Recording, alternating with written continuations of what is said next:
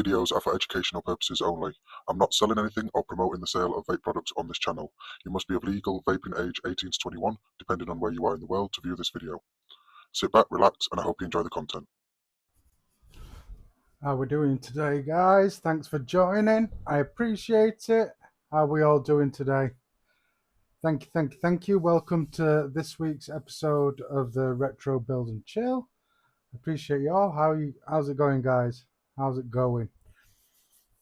So, sort of prepared, but still behind. Same shit, different day. Been really busy as well with coil orders. Absolutely busy. How's everybody doing? Aussie Cook, thanks for joining, my brother. I'm good. How you keeping, my brother? Hope you're keeping well. Who else have we got? RDA.s and RTAs, thanks for joining, my brother. Appreciate it. Mike Frost, Snowman, thanks for joining. Andy C, thanks for joining as well, my brother. Gaming Vapor, don't know if you're still about, but yeah, you were here nice and early. Thanks for joining. And for those who are just lurking, thanks for being here. Thanks for joining this week's episode. Where are we?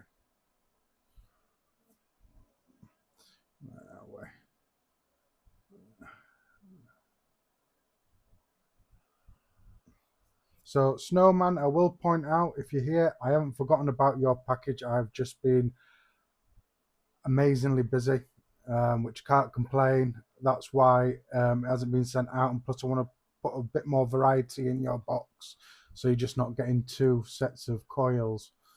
But yeah. So I think that's everybody. If I've missed anybody, just shout out in the chat and I'll say hello. Like I say, if you're lurking, thanks for lurking, thanks for joining and everything. What's everybody doing? How's everybody's week been? How's everybody's day been? What you vaping on? What are you drinking on?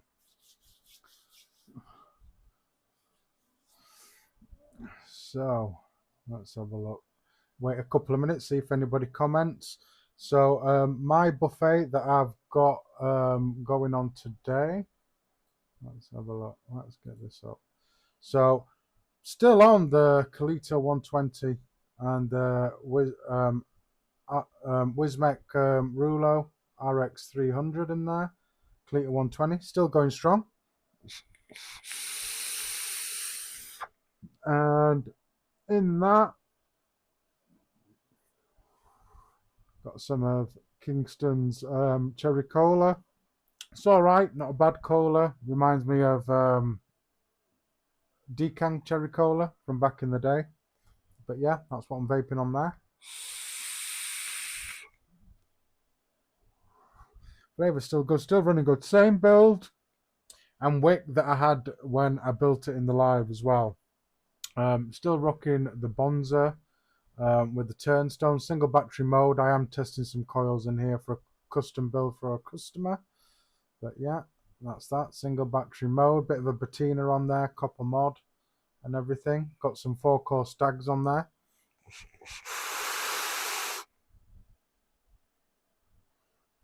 Kicking ass, and flavour is absolutely gorgeous.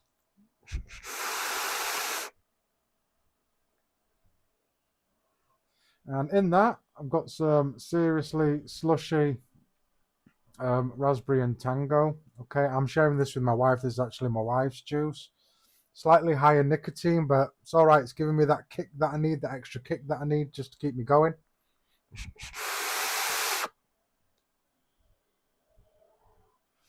So, Alex, you're vaping on the Pink Nightmare RDA with the Bonza. Yeah, I've got some pictures that I'm going to show of yours, Alex. White chocolate Dubai. Wow. I haven't tried a white chocolate Dubai. Mickey 3D, thanks for joining, my brother. I appreciate you. Thanks for joining. Andy C. You're on water, vaping on the Paramore V2, Bonza MTL, and the Armour Max, Emperor. Juices Caravella Bourbon Tobacco. That sounds nice for a tobacco, Andy. and 250 apple bait like you were vaping last week. That sounds delicious, that does.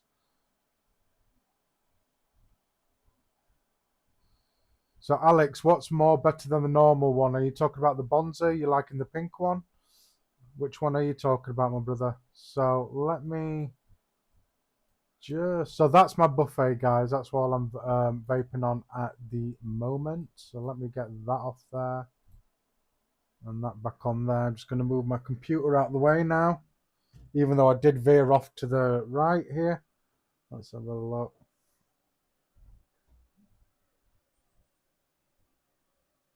Get you plugged back in there.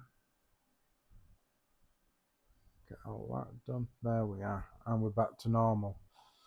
So yeah, been busy week for me, fulfilling orders and stuff. Oh, the white chocolate. Well, I'm not a white chocolate fan, Alex, but yes, still sounds good. The normal Dubai chocolate, the dark chocolate, or chocolate Dubai, normal chocolate, should I say? I do like. But yeah, so like I say, busy week for me, fulfilling orders and stuff like that. I am so busy, it's unbelievable. Nice though. So I appreciate all the love and support, guys. And just while I'm talking about coils, because most of you probably already know, I start selling coils now and stuff.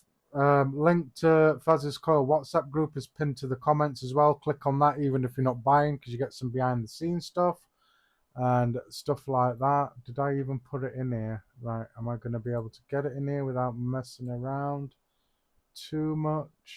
I just don't think so. Let me... Where's it gone?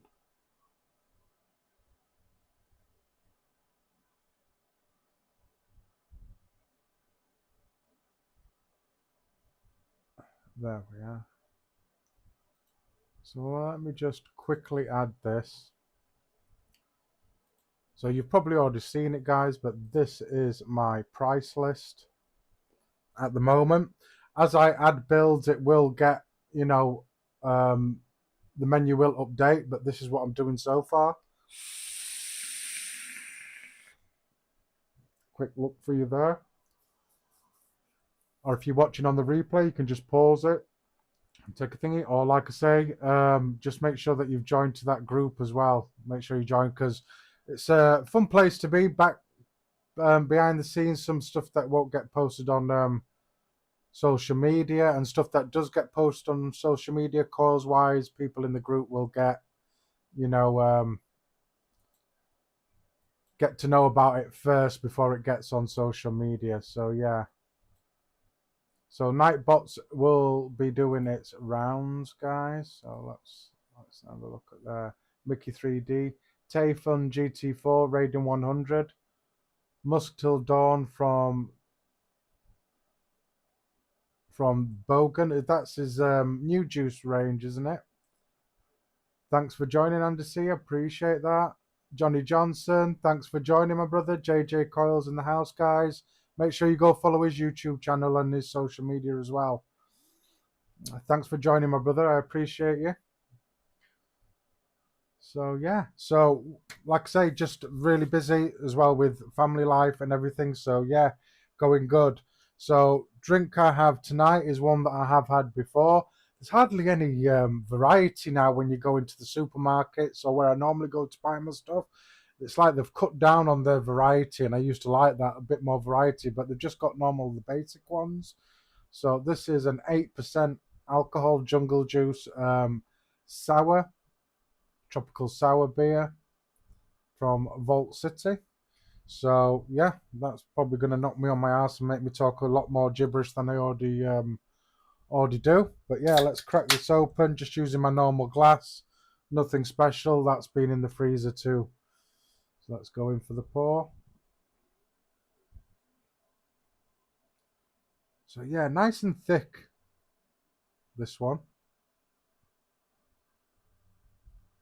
And I think there is a little bit of pulp in there as well with it. There we are. As you can see, there is bits in there, nice and thick. Cheers, guys.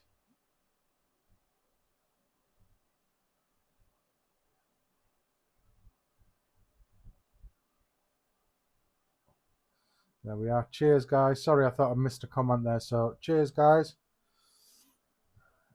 Everybody, hashtag replay crew. Hope you've got something.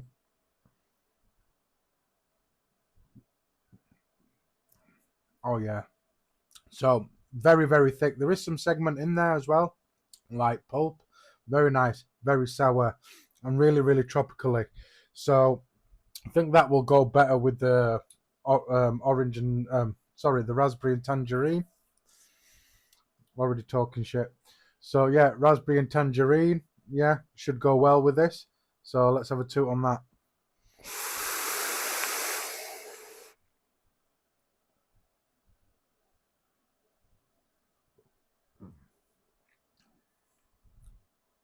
Oh wow.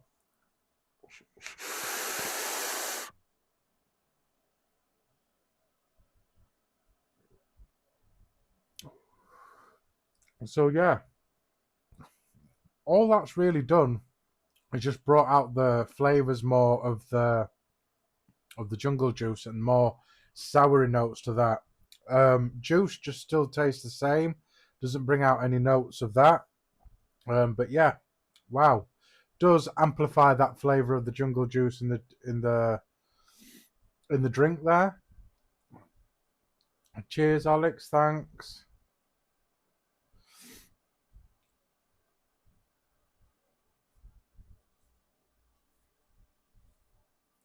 Yeah, we did. So, Aussie Cut, a bit of a learning curve on my part. Just need to blow my nose, guys. I'm gonna just shut off my mic while I do it.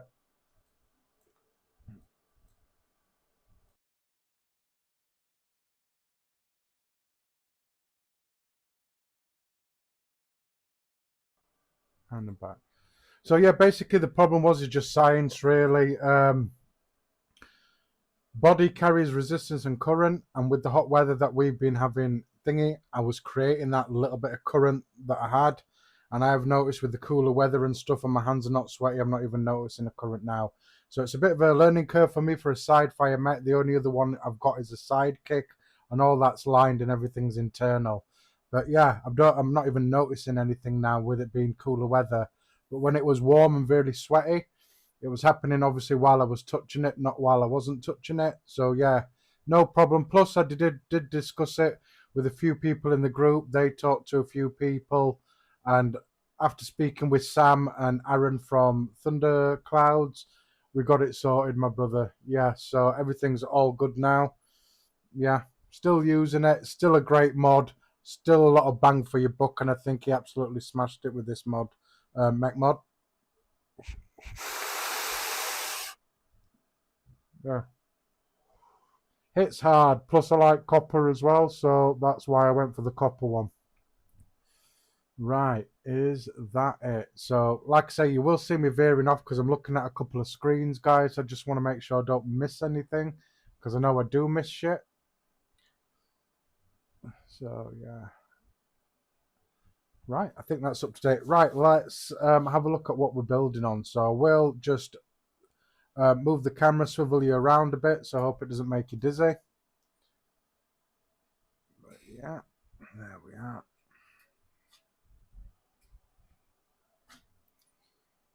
Make sure I'm on the right setting, which I am.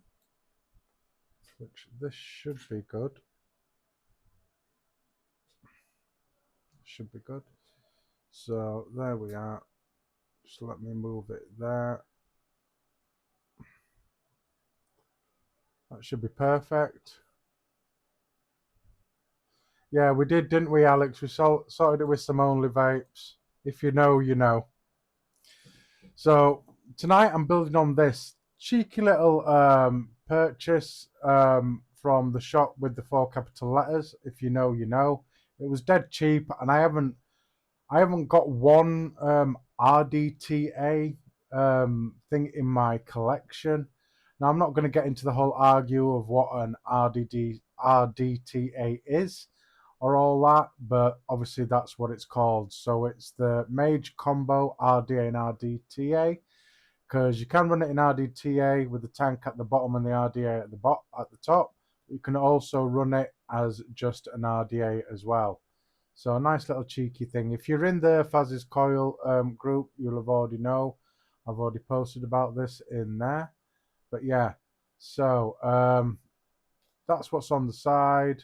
That's what's on the back. I've got the stainless steel version, and that's that. I'm not going to show you the back or the front of it because of websites and strikes and what have you from YouTube. But yeah, there we are, and that's what's in the box.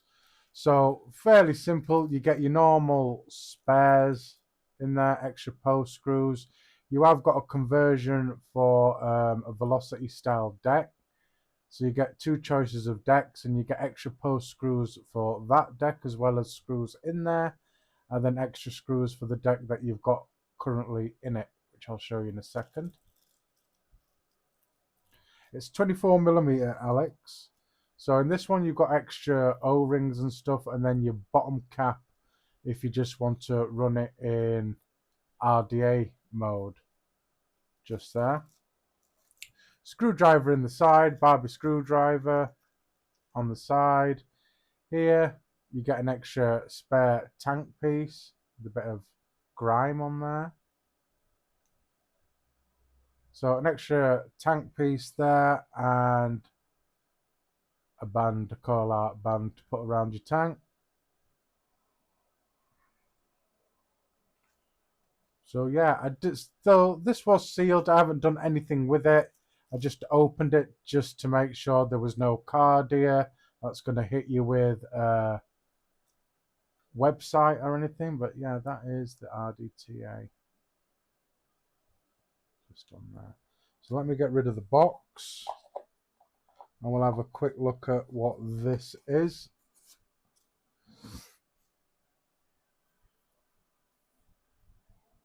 It's looking bigger on the camera, is it, Alex? So yeah, it's only 24mm.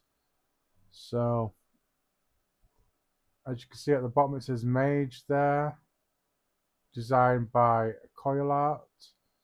So yeah, RDTA, basically an RDA on top of a tank in there, proprietary drip tip. So you can't put your own drip tip in there or 510. Nice big bore just there. Top cap with both top airflow and undercoil airflow just there, which you'll get to see in a second. And then obviously your tank section just there. Protruding 510 pin there. I don't know if it thingies, it is protruding quite a bit there.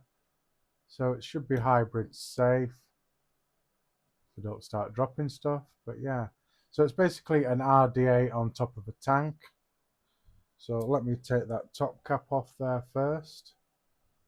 So as you can see, you've got a bottom slot there for undercoil airflow, and then these slots here for top airflow. No single coil option with this one. So it does have a separate top cap there with the airflow on there, the airflow rings on there. So as you can see, it's for dual coil, no single coil option.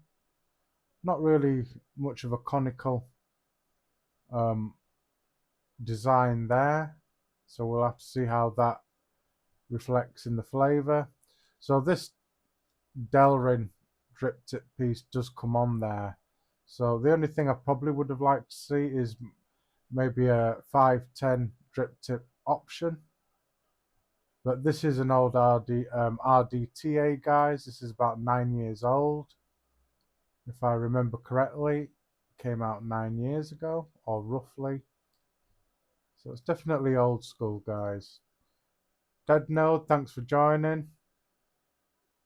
I appreciate you, brother.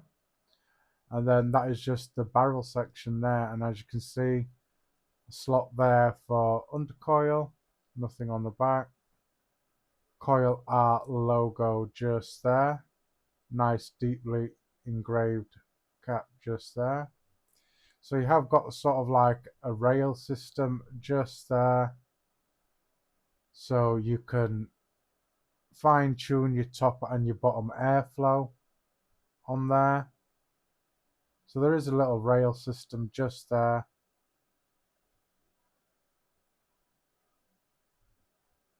And that's the barrel section. So boom. And that's how it goes together. So the deck is a nice clamp system just there. So you got your undercoil airflow just there, that comes up just there, goes through there. 4 holes for your wicking just to lay slightly in the tank. Just there, to sit into the juice to wick up. Clamp style post holes just there.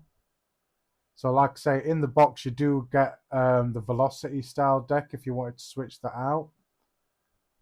And one thing that I found about these clamps is they're spring loaded as well, so when you unscrew it they do rise by themselves. You don't have to fiddle around trying to get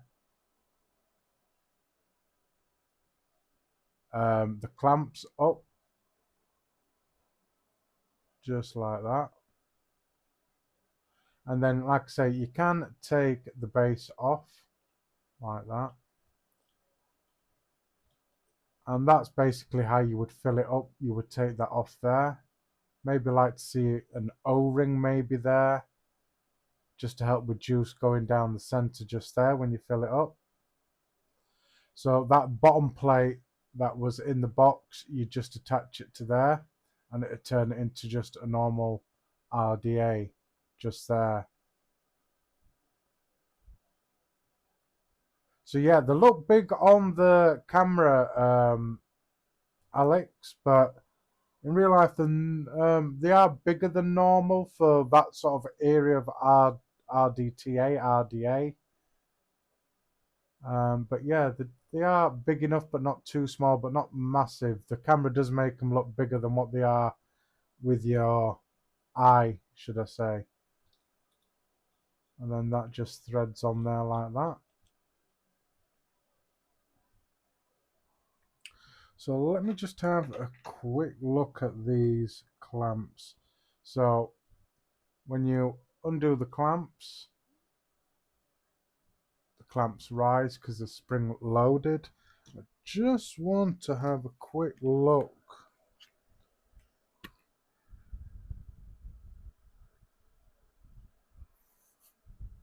at what sort of space I'm looking at. But yeah, there is a spring in there to make this spring loaded. So you do get extra post screws in the kit. I don't know if you get, I didn't see any springs there, but you do get spare post screws for this. So yeah. So that's it, basically an RDTA. Like I say, I'm not going to get into it whether it's a real RDTA or stuff, because some see an RDTA as a tank with a sort of like a GTA style deck where the juice goes to the bottom and then feeds up to your coils. But yeah, that's what we're going to be building on and checking out today, guys.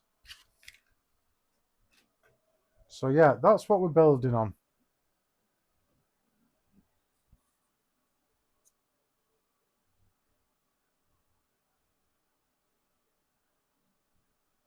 No, this is not a metal rod one, you know, like a Broomhild.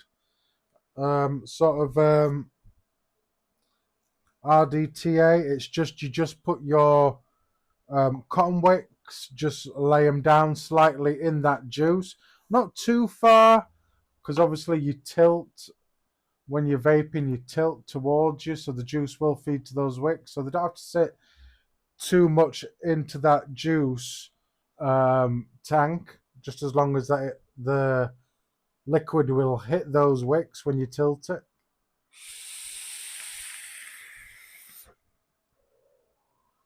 So guys, the coil that I want to make for this is an SSFC, so Staple Staggered Fuse Clapton, and it feels weird me saying that because for as long as I've known them, I've just known them as Staggered frame staples. So yeah, so you might hear me refer to them as staggered frame staples, but yeah, the SSFC, so staple staggered fuse Claptons.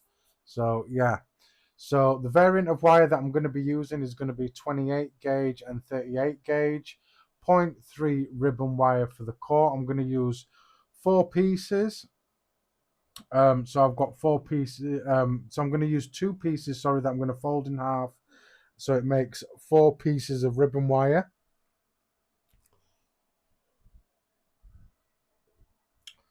And then obviously 28 gauge staggered with 38 as your frames, and then fused together with 38. Dion, thanks for joining, my brother. I appreciate you. So let me get you adjusted and stuff like that. So yeah, so about there is where I need you. So there's a lot of preparation as well with this build. So with this one, preparation is key. So take your time, and it might be a long one. We'll see how it goes.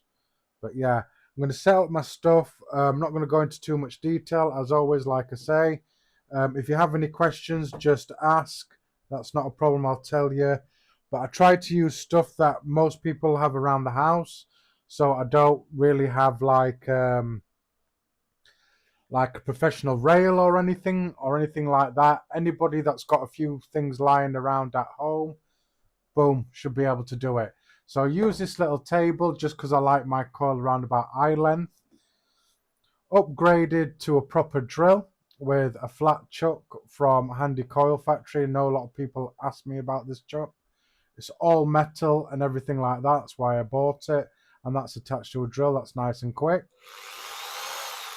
Quicker than my Daedalus Pro, hence why I've got this now, because it makes it easier when I'm doing orders as well for customers. I can do staggered and decors pretty quick and stuff, which is what I need as well. I don't want to be wasting around spending 6 or 7 minutes with a decor with that Daedalus Pro. So yeah. But like I say, if you do have any questions about what I'm using, just let me know. So I will be clamping this down to the table. Just going to put this on just so I can see better, because I do have markings on this little table, so everything's nice and clear. I use a couple of clamps as well just to clamp it down into place so it doesn't move.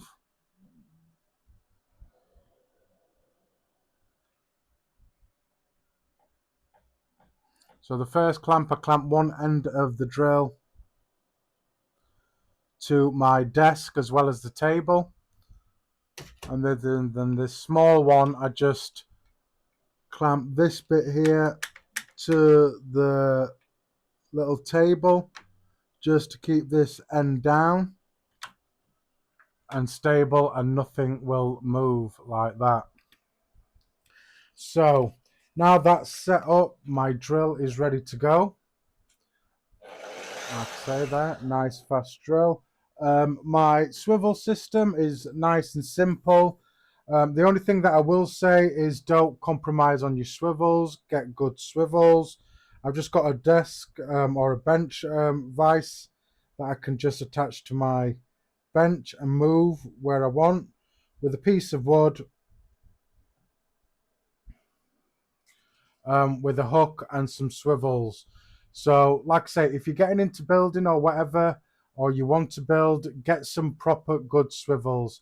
I've got cheap ones and ended up having to buy more and more.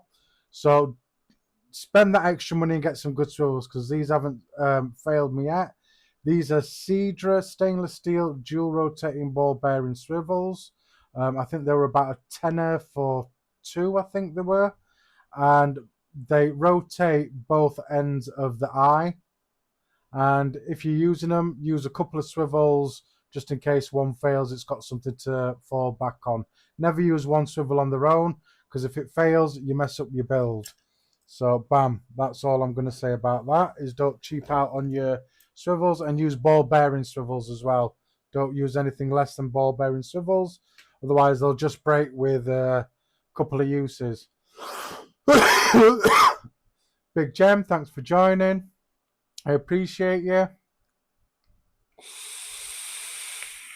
Thanks for joining. Appreciate y'all. There's quite a few people in tonight, so I appreciate y'all. Cheers. Thanks for joining. So,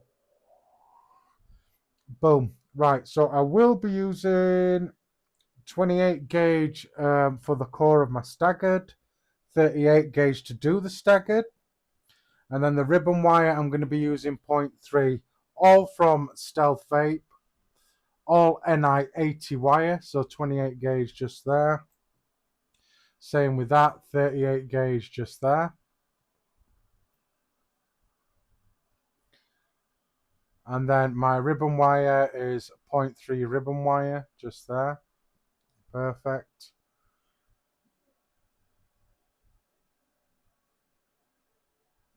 So Aussie Cook, the reason what made me switch my drill is because obviously now that I'm selling coils, I were noticing when I were making aliens, I know it sounds weird, but if I had an order or I did a batch of my aliens as well, it would take me too long to do one D-core with that other drill. So I think it would take me between 5 and 7 minutes per thing. And when you have to do like a lot, say like 20 or 30 D-cores, it would take in hours for me to do it. So I switched up this and I can do a D-core in probably 30 seconds for what I do. So it just speeds up my time for stuff like doing D-cores and obviously staggered fuse Claptons as well, getting them all prepared to fuse together. It's just a lot quicker. And time is money, and obviously I don't want to be wasting half a day doing D-cores before I've even had a chance to make any coils or build any coils. So hence why I switched, and it's really fast. That's on its lowest setting, and it is a variable speed one. So that's on its lowest setting. And that's on its highest. So I haven't really gone past 2 or 3 really on the speed, but yeah, I can do things a lot quicker. So the first thing I'm going to do is I'm going to set up my ribbon wire, get that out the way and ready, and then we'll get on with the staggered. As you can see, I haven't got no staggered prepared.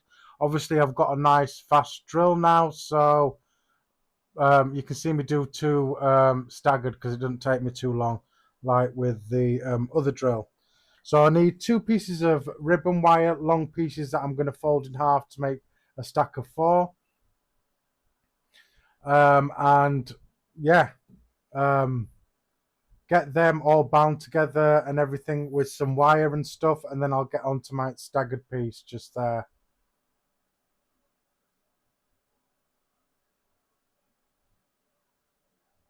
Yeah, it's just a variable speed one. It makes things a lot better as well, a lot better.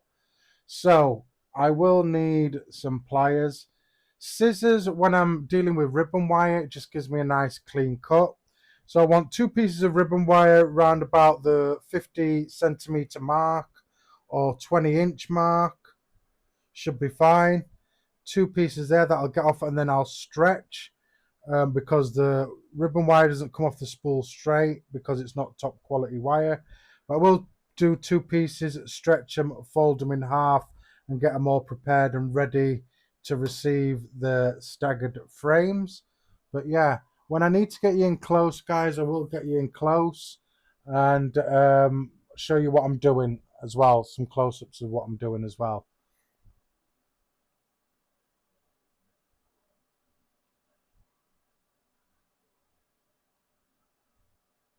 Yeah. If I had the money, Mickey 3D, I'd probably get myself a lathe style 775 one with variable speed. But yeah.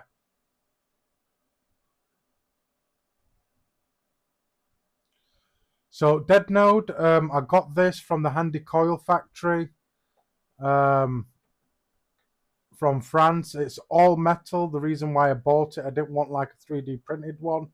That will probably eventually fail. It's all metal. Handy Coil factory. I think I think when I got it, I don't know if the prices have changed. I think when I got it with postage and packaging and for the actual chuck, it worked out around £27, £28, shipped from France to the UK. But that was, I think, a year or two ago now, so the prices might have changed slightly. But yeah, it's good for doing stuff with multi-cores and everything. It keeps everything nice and straight. But if you haven't got one of these and just using a normal chuck, just bend your legs out and then trap them in each jaw of the chuck. Should be good. But this keeps it nice and straight and everything, perfect for what I want it to do. So let's get the ribbon wire measured out, guys. So what I will do here, if it'll allow me, and it doesn't make it too close. So yeah, roughly there. You'll see what I'm doing with the ribbon wire and everything. So boom. So this little end of ribbon wire I don't want because it's all bent and creased and stuff. So we'll just chop that off. And then I'm just going to grab this end and then very carefully measure out about 50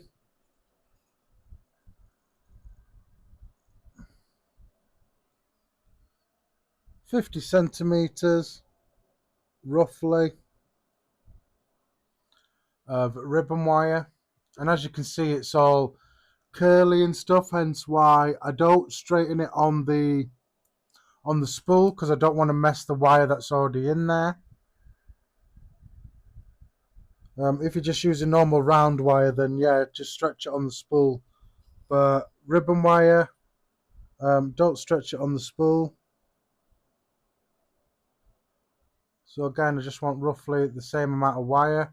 If you've got a better quality of wire, it'll probably come off the spool a lot straight than this is. But yeah, so that's my 2 pieces of ribbon wire. So I'm just going to lock this off.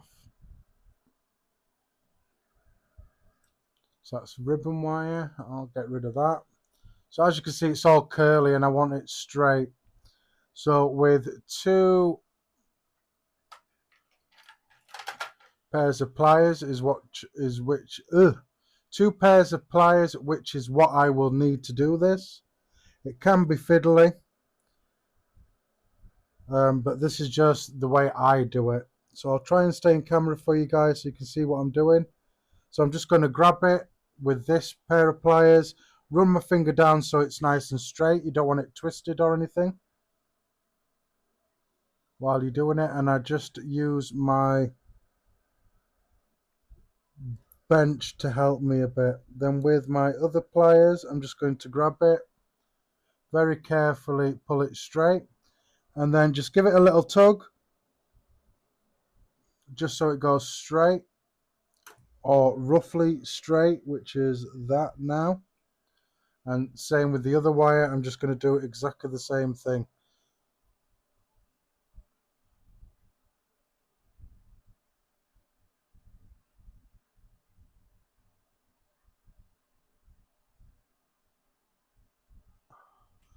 So hang on a minute, I have missed some stuff.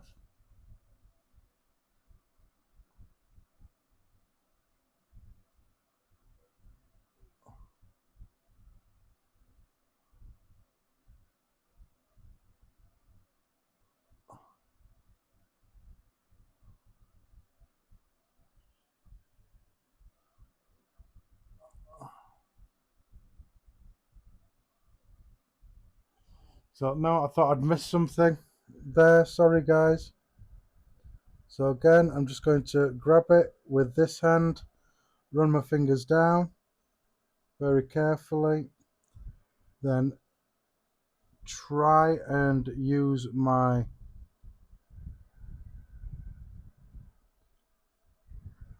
bench.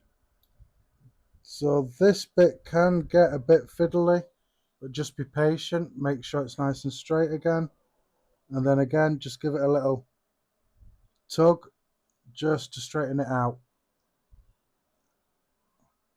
Perfect. So now when it comes to stacking it, you need to be, it can be a bit fiddly if you're just working or new to working with ribbon wire. Just stick with it. It can be fiddly. Just get them stacked, be very gentle with them, and you should get there in the end. So for somebody like me that's avoided ribbon wire for years now, so all I want to do is just make that straight. So hence why I like extra ribbon wire, is also for stuff like this when I'm cleaning up the ends and making everything nice and flush like that. So I have just cut that nice and flush. That is stacked, so I'm just going to run my finger down it very, very carefully till I get more or less to the other end. So like I say, this can be fiddly. Just go with it, take your time. So this end again, just going to cut.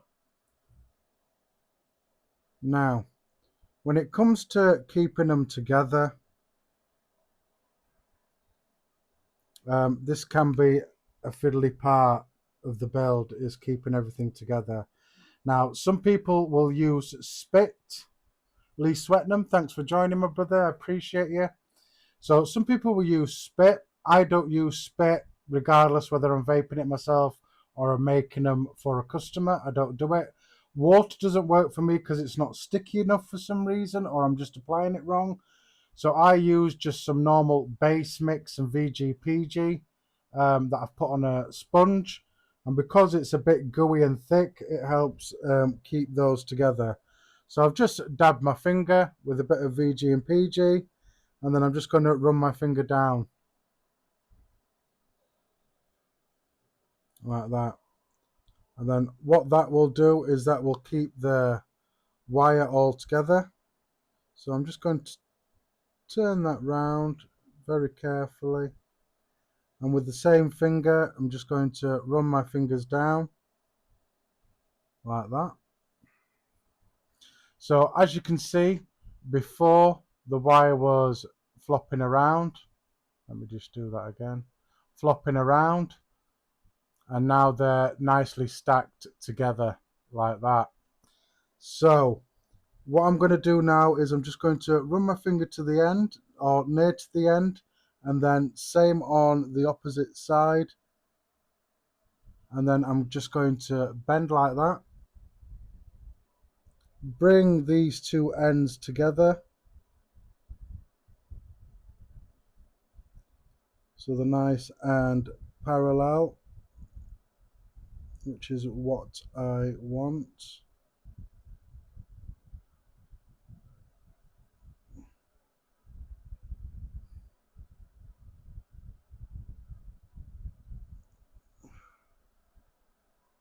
So as you can see, I am having a little bit of trouble just here.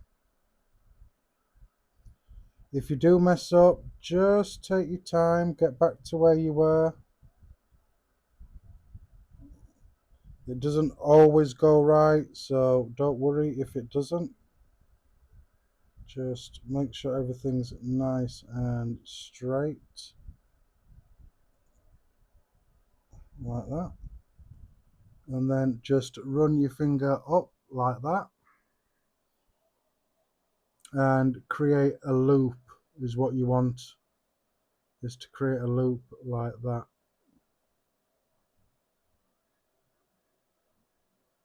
So boom, and then run your fingers down, which is perfect. So what you want is a loop like this. So where are we? Come on. So you want a loop like that.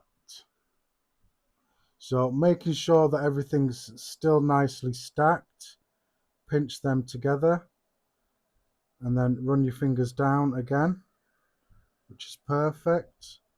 They haven't come out of joint or anything. So what I'm going to do here is I'm just going to bind it with some wire. So in here I do have scrap wire and stuff like that.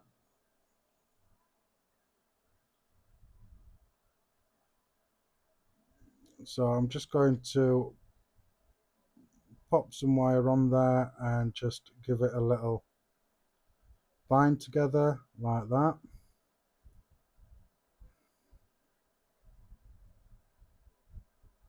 And this is also, it's really thin, this ribbon wire, so it will take some used to, obviously getting used to working with ribbon wire. So I've given it just a little press just there, just to flatten stuff out. And then I'm just going to put another couple of wraps on there.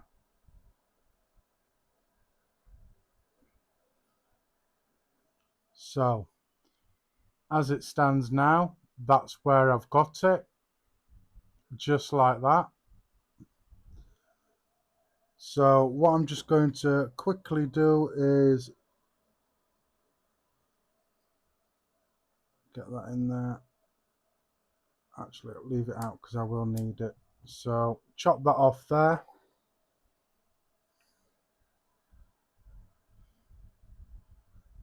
Run my fingers down it again.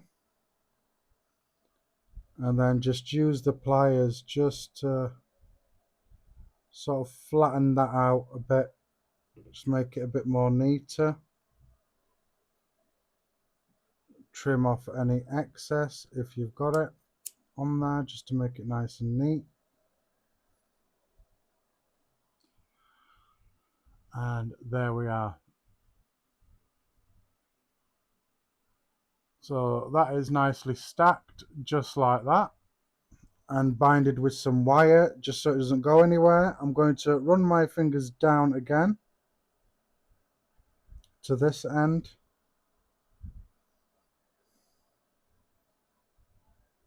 So like I say, this is when it can get fiddly. So if you have to, run your fingers down a couple of more times if need be.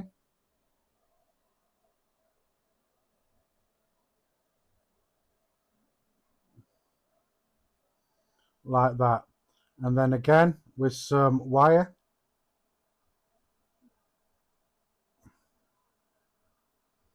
I'm just going to bind this end as well.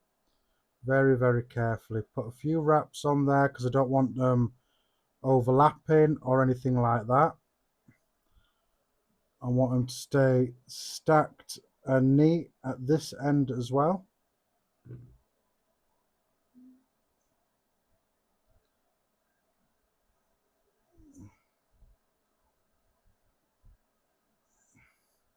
So again, like that, but at the opposite end. Come on, Henry. So stacked and like that, just at the opposite end. Now I'm not going to put too much on here because I will be attaching my ribbon wire,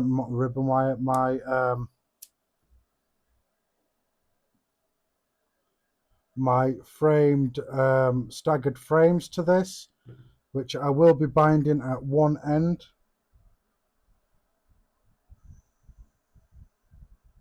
And then I'm just going to run my fingers down it again just to make sure everything's nice and tight, which it is.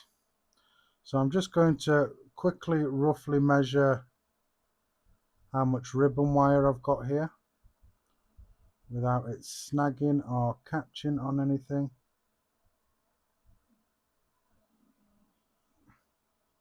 So I've got about 25, which is where I want it roughly.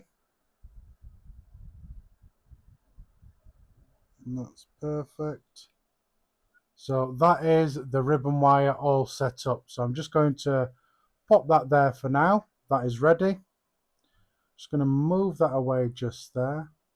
Right, let's get some staggered Claptons ready for the frames. So appreciate all you guys that are still here. Appreciate you all. Boom. Now,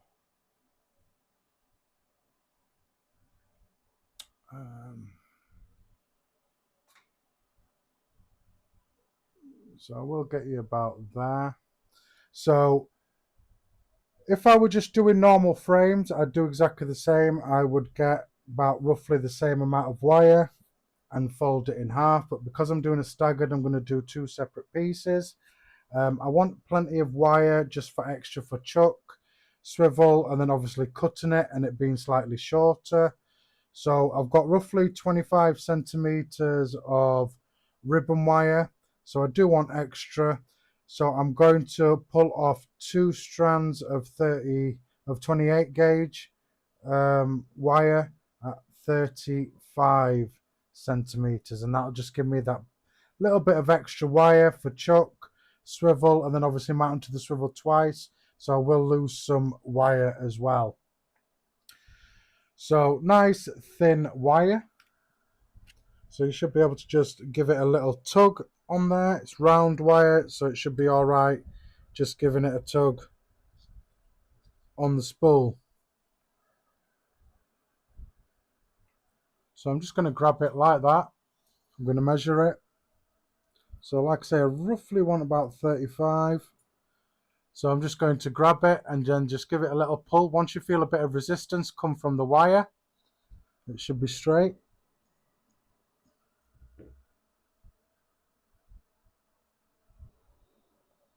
So like I say, roughly 35 centimeters.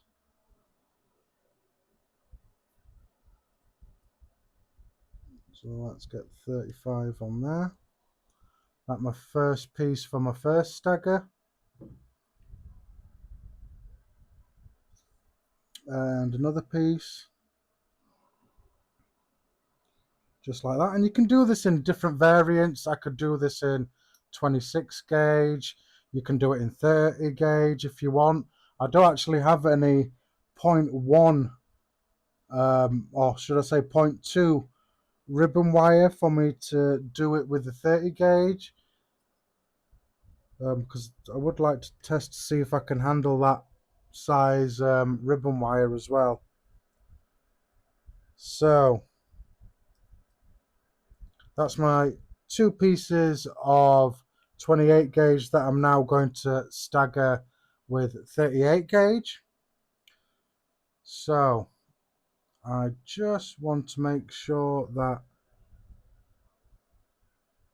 these 2 ends are flush. I'm going to put an L in both of them at the same time. This just helps for mounting wires and stuff like that.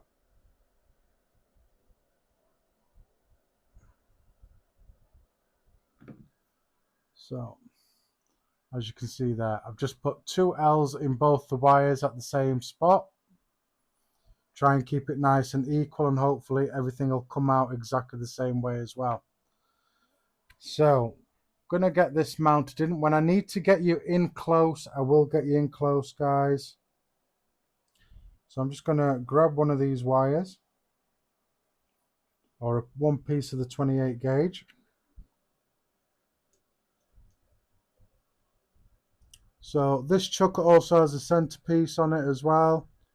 So it sits center in the chuck. So just rest it in that little crease it has. Pull that down. And then pull your swivels over. And then just mount it into your swivels. So just create a little loop.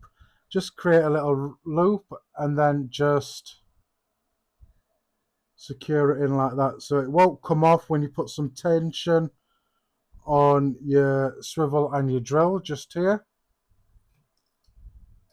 You don't want too much tension, you just want enough tension. So I'd say that's about good. Make sure that your swivels do spin when you press your button on your drill, which they do. And they all work just perfectly like that. So when you're doing a staggered build of any kind, I'm going to use a piece of wire to create the staggered. Back in the day, you'd use two spools and then unravel one. But I'm going to use a spacing wire, so I'm going to do my staggered in 38 gauge. So I need a piece of 38 gauge to create that stagger as well. So what I'll do is I'll cut a piece of wire off to create that stagger once I get going, and then obviously mount my wire. Now, it's not like an alien, so you don't have to do it an opposite way of the spin. You just do it all the same direction that you want to do it and your final wrap, which I like to wrap over the top, so it's all going to be going in that direction. Is everybody with me so far?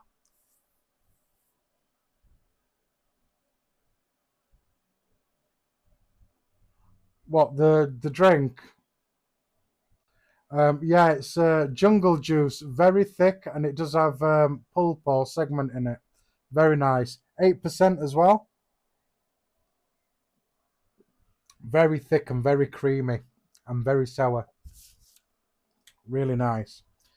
So, like I say, I'll get you in close when I need to get in close.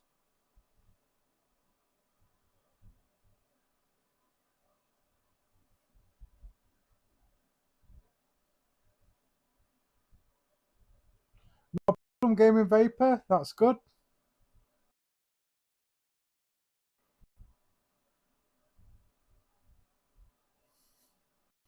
Not a problem, brother. I know you were here first anyway. So,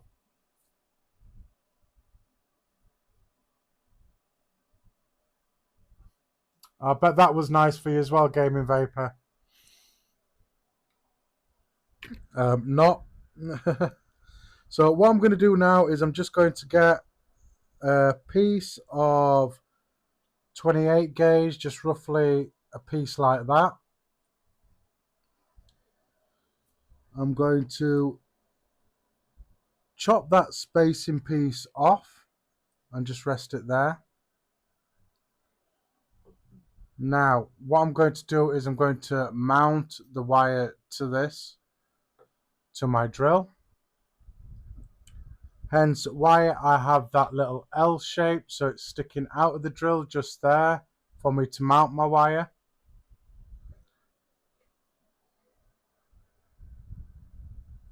So I'm just going to grab my tweezers just there. Like I say, use that little L that I created just to mount the wire. And like I say, I will get you in close when I need to, guys. Don't you worry.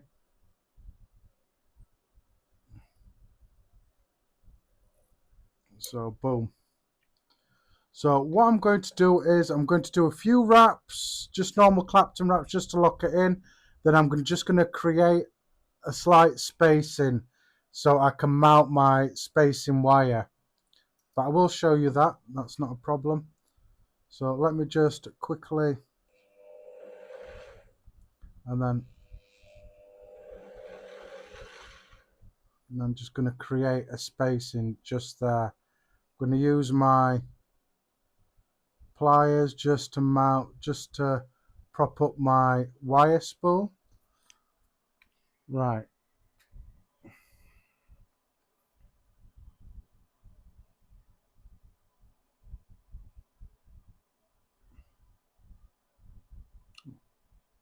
Right. Let me get you manually focused. So there are we. Hopefully I can get you good. So there we are. So as you can see, I've created a slight space in there just to obviously add this spacing wire just here. Now I can't mount the spacing wire while the camera is so close because I need room. But what I'm going to do is I'm going to start my spacing between the first spacing that's here on the drill. Then I'm going to wrap it round 3 times. Okay, so it's nice and secure.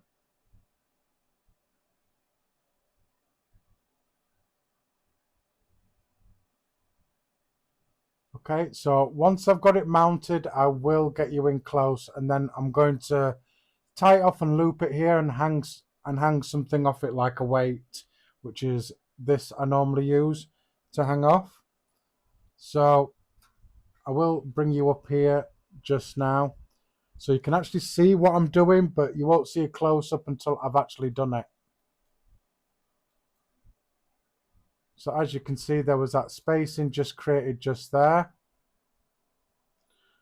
And then with my binoculars, I'm being extremely careful not to knock my spool over.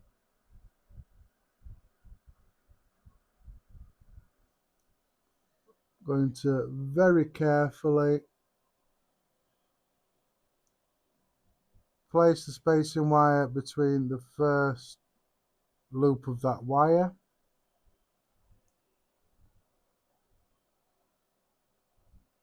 Wrap it around twice. Wrap it around 3 times. You can wrap it around as many times as you want. I wrap it around 2 or 3 times just to make sure that the spacing's nice and equal. If I was just to wrap it around once, I could get jumping when I'm doing the staggered. Wrapping around twice is sufficient enough. I just wrap it around 3 or 4 times just to make sure. And then here I'm just locking off a loop just here, so when I'm hanging my weight from it, it doesn't fall off. And then very carefully I'm just going to split this wire like that. Get what I've got to hang as a weight to keep it in place. Like that, very carefully, not to knock my spool over. So again, thanks Gaming Vapor. Yeah, hit that like button if you are enjoying the content so far.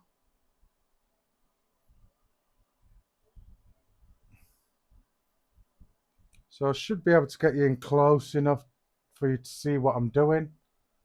Let me get some manual focus.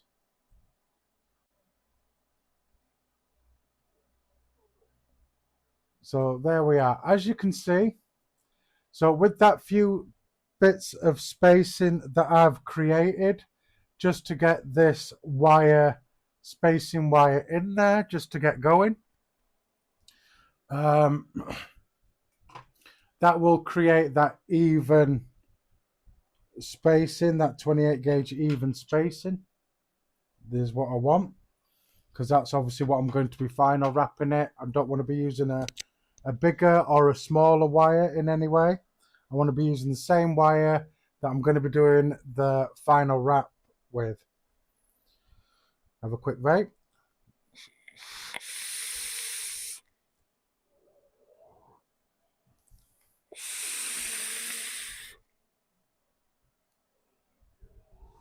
So very carefully I'm going to pick up my spool. I use this drip tip just to put in the center of my spool, just so it turns nice and easy. I want around about a 90-degree angle with my spacing, or just slightly a hair towards the drill, just to make sure that those spacings are nice and straight and uptight. So upright, uptight, upright. So when it comes to that final fuse, everything should just fall into place nicely. So in this case here, I have created my spacing. I'm just going to give it a little pull. Now what I do is, so I'm not wasting anything, if I can get that to stop spinning, is I will reverse the drill just a little bit, just so I'm a bit closer.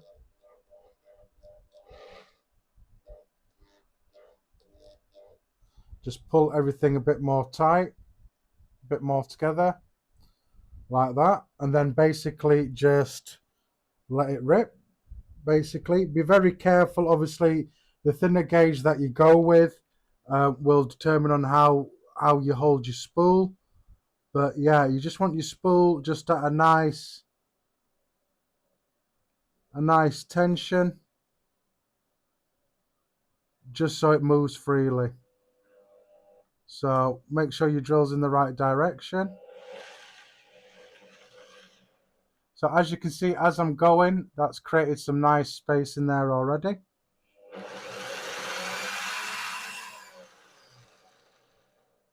As you can see, it just slowed down there just so you can see it. I know it's a bit fuzzy, but yeah, some nice spacing there so far. So once I get going, guys, I will just carry on to the end.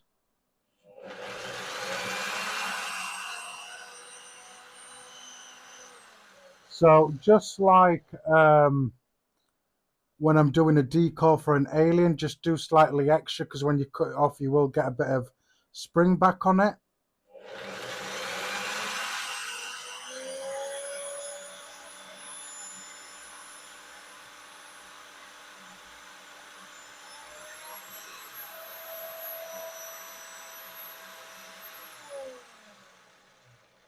And just stop every now and then just to make sure that your spacing is still nice and equal, which it is.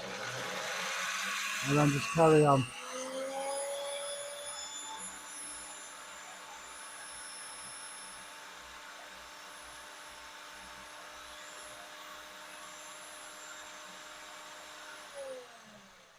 And I want around slightly more than my ribbon wire, just so I've got a bit of overlap.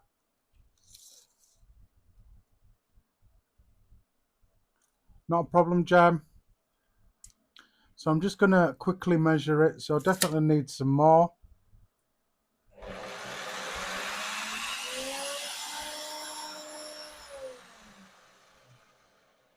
Give it a quick hit of that.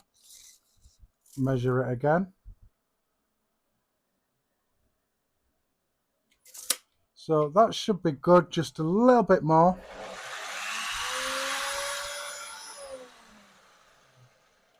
Because obviously I want to take into consideration that little bit of spring back.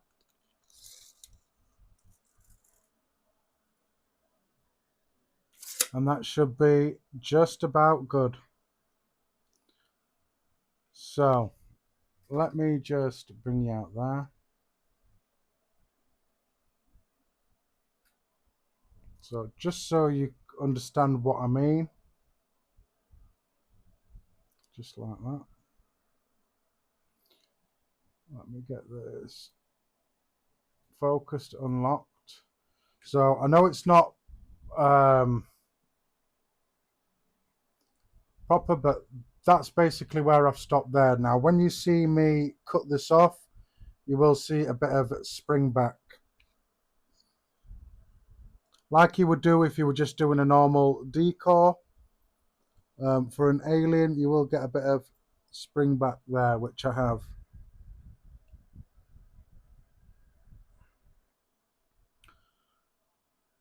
So that is your first stagger done. So my second one, you're just going to be zoomed out, and I'm just going to get on with it. But yeah, basically that's where you want it to be. I'm just going to give it a final measure at about 28. And I've got just about 27, which should be good, just about good. So you need to be careful touching it now as well. You don't want to be disturbing that wire in any way. So let me just see which camera that is.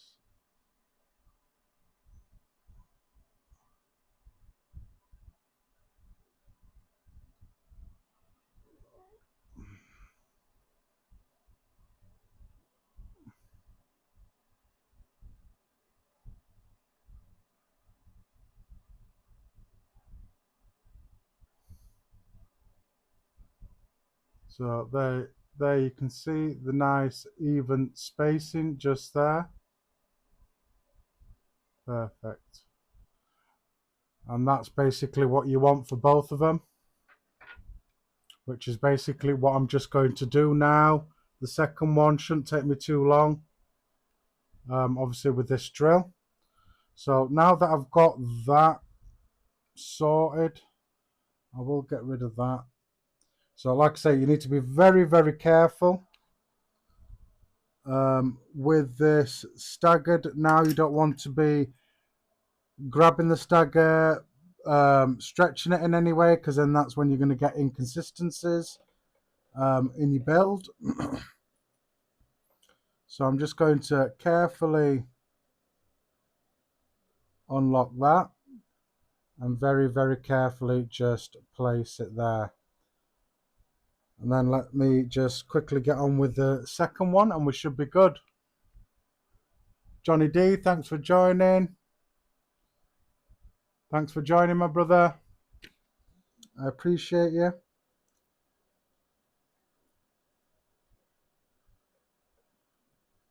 So again, put the end that's got the L in there.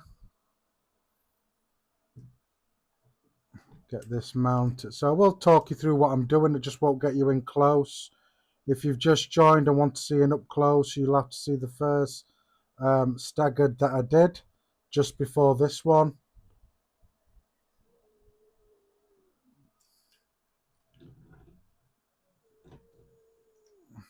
Get it at a reasonable tension, just a little bit more.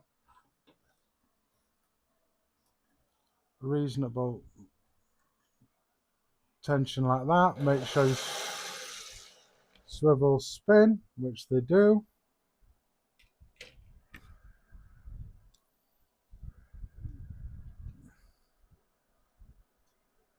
So now again, I'm just pulling out some spacing wire,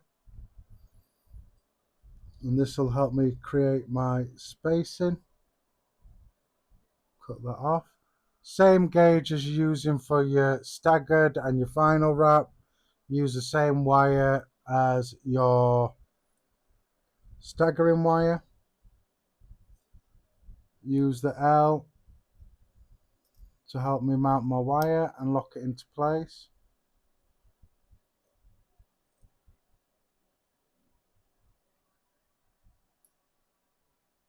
So Gaming Vapor, it's an RDTA. It is the Mage Combo RDTA. And it depends what you call an RDTA and all that. I'm not going to get into all that.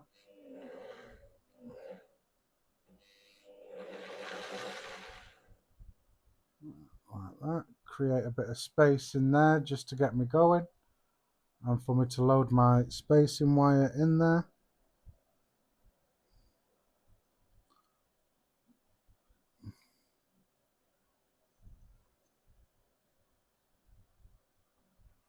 It should be good. Spacing wire is there.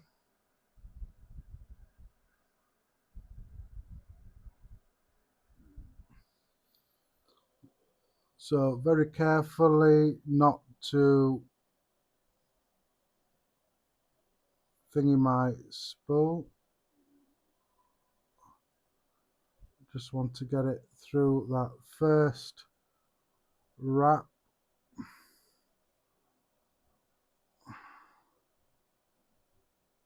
And like I say, you can wrap it as many times as you want.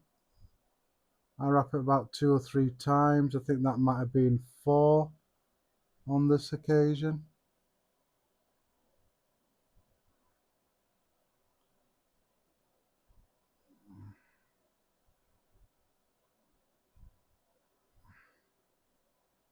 And then I'm just going to lock this wire here so I can hang a weight down to keep that staggered wire in place.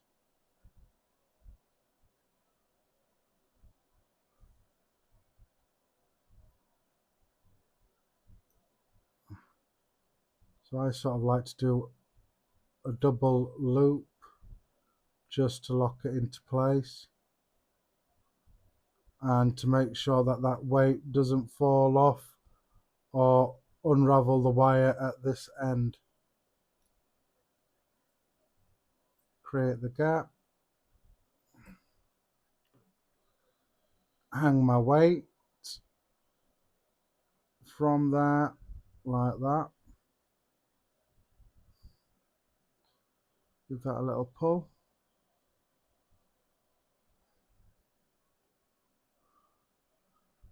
So again, I'm just going to slightly reverse, make sure everything's nice and tight and ready. Make sure drill's in the right direction.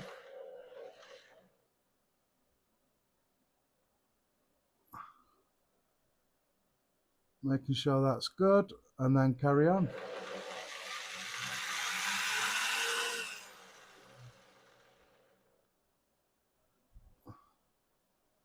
So that's looking good. Let's get going.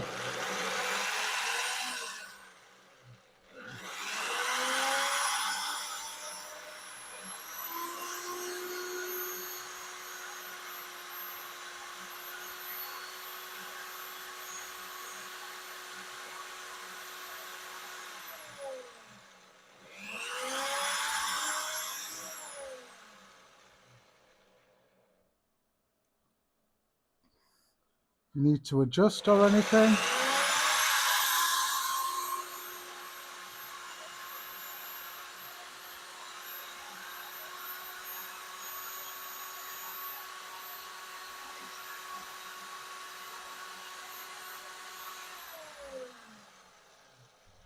And that's nice and quick.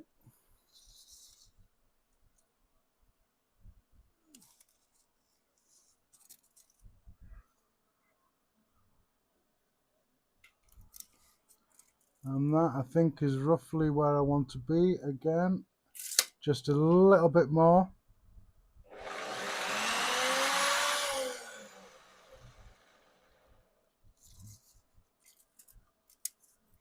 Give it another quick measure. Take into consideration you are going to get that, excuse me, a little bit of spring back once you've cut the end off, which is there. And I should roughly have about the same amount just there as the first staggered. I will go in there for final measure. And yeah, more or less got exactly the same, maybe a millimeter or two difference, but yeah. So that's both the staggered done.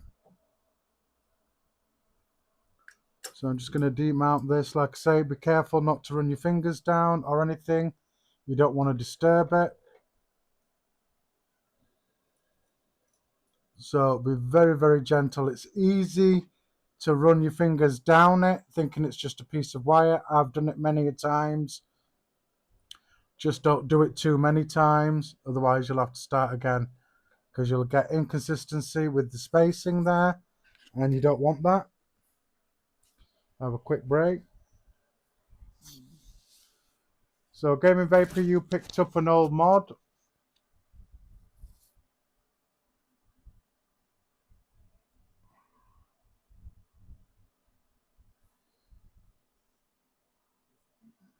Have I missed something?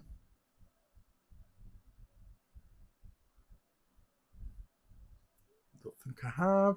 Just let me have a look. Mr. Intense, thanks for joining, my brother. How are you doing? Hope you're good tonight. So, Gaming Vapor, you've got a Mask 218. No, I haven't heard of that. Actually, I might have. Oh, it's 9 years old, so I might have heard of it, my brother.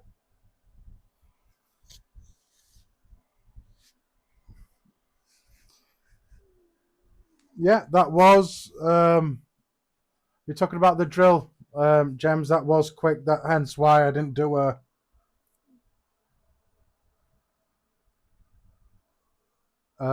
one before.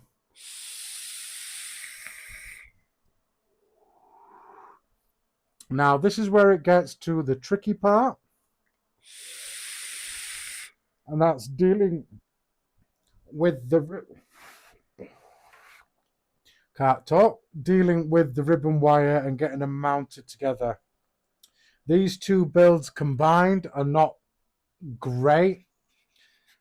It can be fiddly, and you've got to take your time. Preparation is key. The more you take time with your preparation, the better it'll be.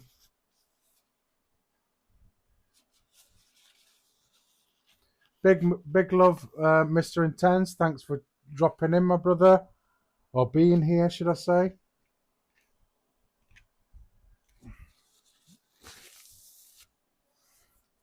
So, boom. Right. Let me have a quick look at what's going on here. That's looking good.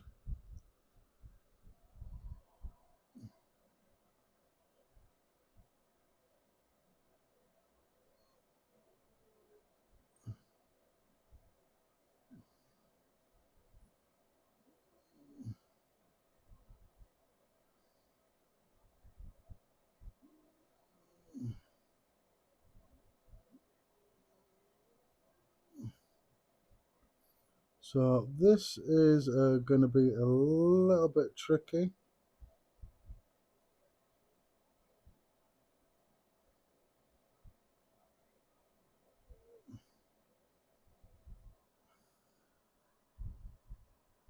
So I just want to go over my prep work again, just to make sure.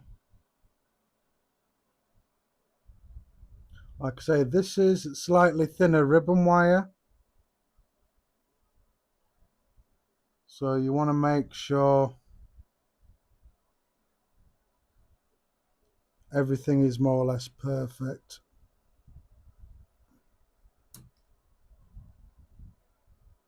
Right. So now that I have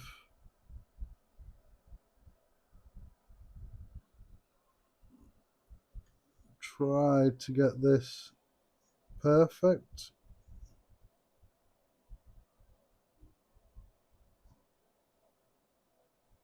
come on.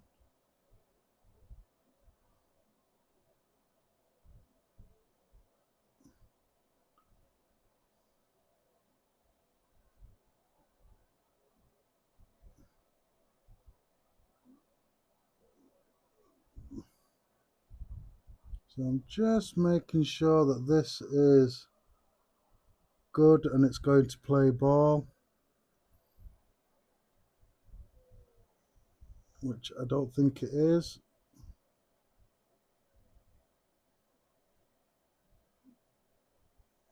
Come on.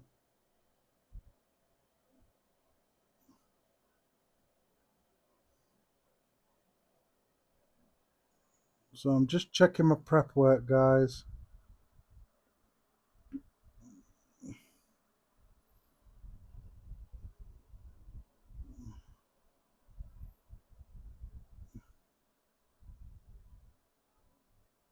So that's where I've gone wrong.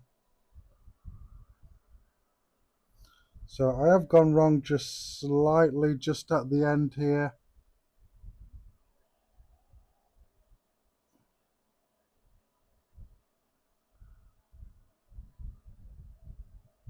I don't want it there, I want it here.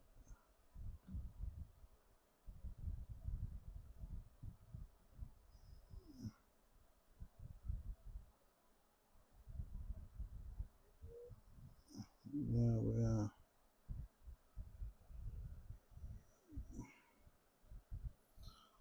So yeah, this first part's going to be a bit fiddly, but yeah, we'll get there. So now I'm going to prep my ribbon wire. Not ribbon wire, my frames just so I can get everything mounted. I will be using wire and hot glue.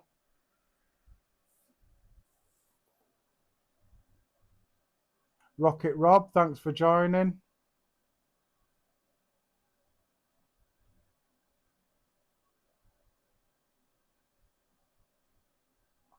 Not a problem, Rocket Rob. You can always catch the replay.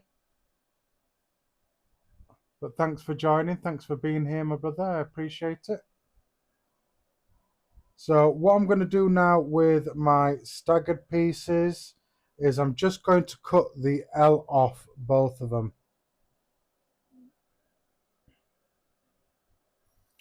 So very, very carefully, I'm just going to cut that L piece off that I used to mount the wires.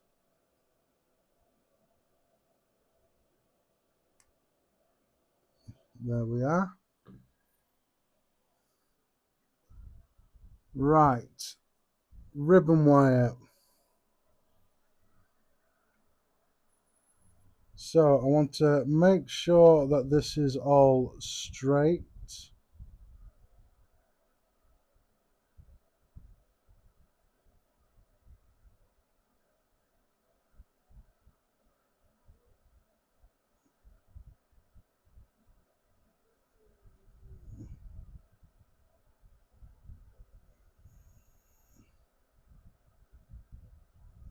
Which is like that. So what I'm going to do is very, very carefully just pinch my first bit of staggered wire, attach my ribbon or get my ribbon in place, or I'm going to try and get the ribbon in place. I don't want to in any way run my fingers down the staggered part.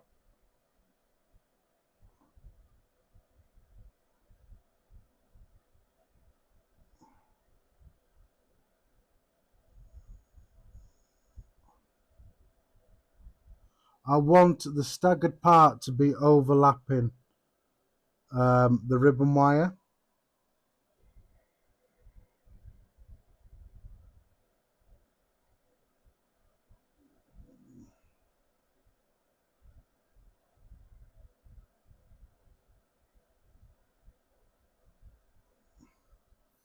And this is where things will get extremely fiddly. Just take your time and persevere.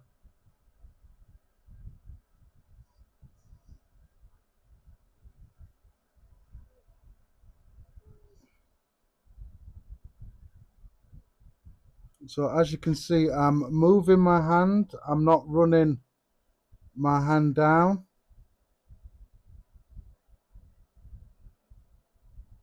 I'm trying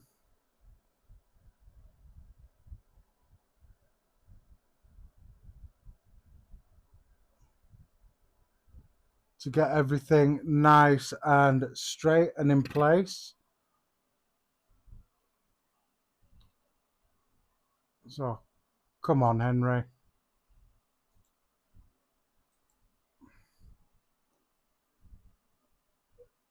Come on, Henry. So I'm trying to get everything nice and straight, just like that. And I know it's a bit hard to see at the moment. So I'm going to use some of this binding wire again.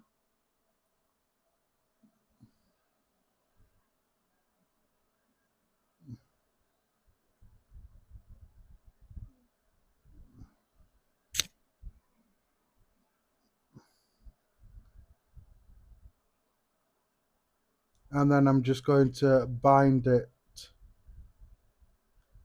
at the end that I'm going to be putting into the chuck.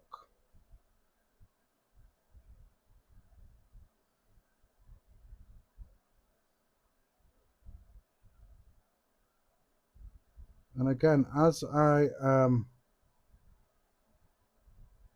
add in the wire, I am going to give it just a slight little pinch like that.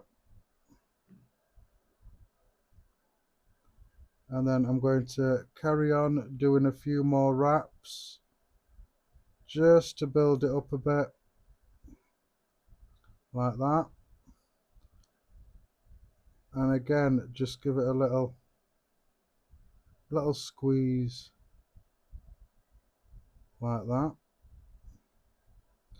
So like I say, you don't want to run your finger down, you just want to move your finger slowly. So as you can see, 4 pieces of ribbon wire in the center and your staggered pieces just on the outside, just there. Van key, yeah, but a good rush, yeah. Yeah, you do need about 10 hands. Like I say, preparation is everything when it comes to this build. You can't cut corners, you've got to take your time, and that should come into play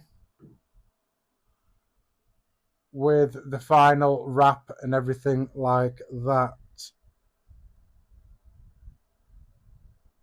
So now that I've got this in place, now I'm going to bind it with some hot glue.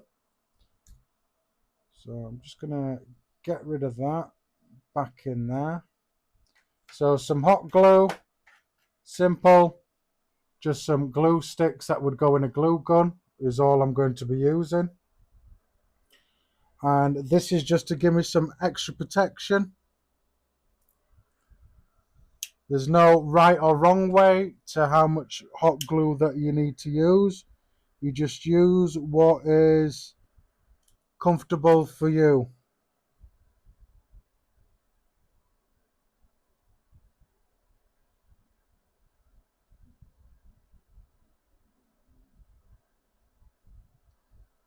So there we are, some hot glue there.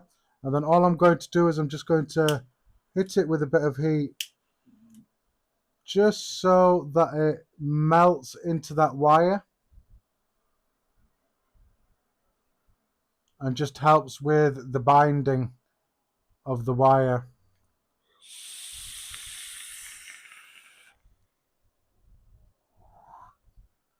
Blow some vapor on it just to dry it up,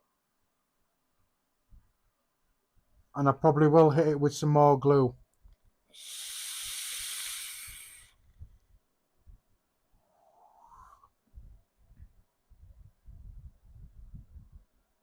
So how you see how I've got it just overlapping that ribbon wire, which is what I want.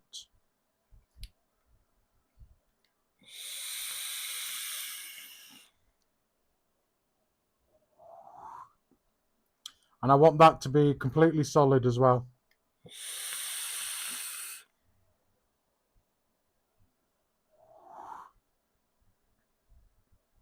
So that is nice and solid. I am going to apply some more on there, just as a little bit of extra protection and just to keep everything nicely binded together.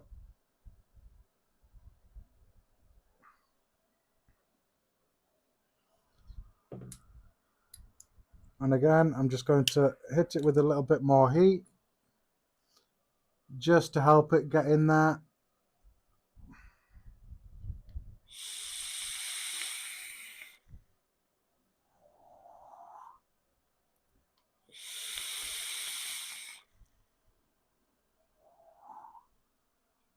So this can be intense on your fingers, no pun intended.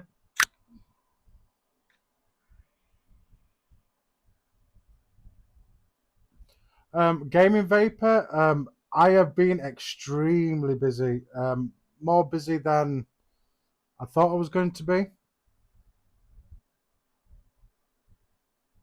Got some custom orders in, and then orders that came in from abroad and stuff, which is good.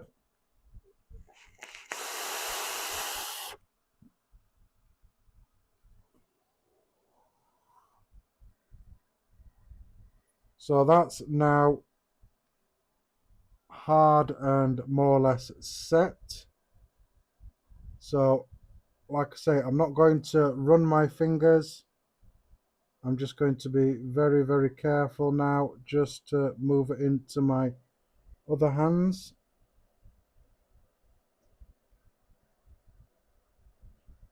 And like I say, I'm not running my fingers down. I just want my fingers touching. So there we are. 4 pieces of ribbon in the center, staggered Claptons on the outside, and it's all going to be fused together.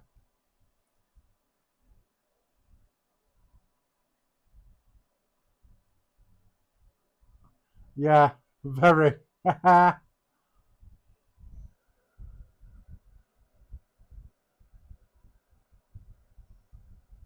So now let me mount it into the drill. So the reason why I have 2 pieces overlapping here is because I want them to be in the drill and not clamp the ribbon wire on there, because then that's when my ribbon wire is going to collapse, and I don't want it to collapse or distort what's happening here after the glue. So I'm just going to lock that in. So now that end is locked in, I'm going to need a little bit of aid. I can't use a key ring or anything, so I'm going to use some straws. And this is just going to help stuff stop flapping about while I'm building. So I'm just going to cut off a couple of pieces of straw just there. And these will work also sort of as a guide as well. I am going to cut them down the center as well. And this just makes it easier for me to pull them off if I need to down the line. I can just pull them off.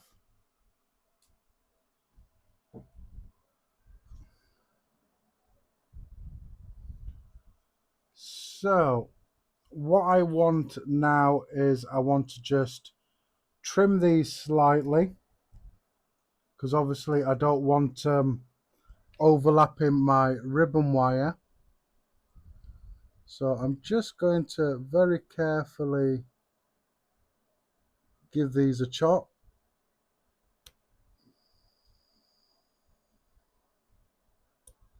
And this will help with a nice clean cut as well, to accommodate any runoff that I may have. Because all I'm going to be doing is I'm going to be mounting the ribbon wire in the swivels. So very carefully, I'm just going to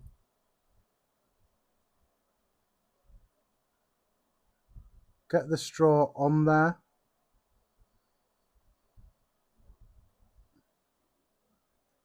So I'm just going to put one around about there, and another one just there.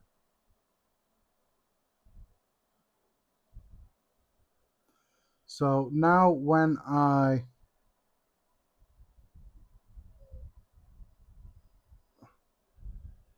pull that,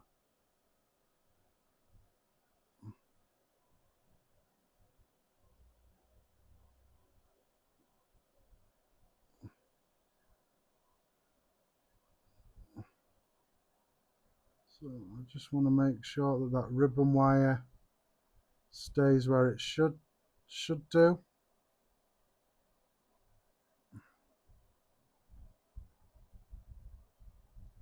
So as you can see, I'm just holding.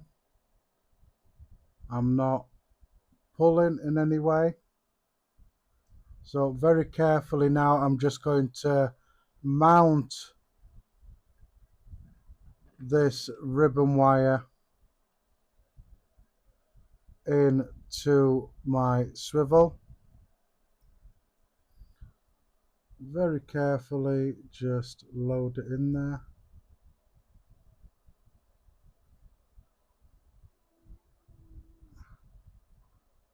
So very carefully I'm just going to load that in there.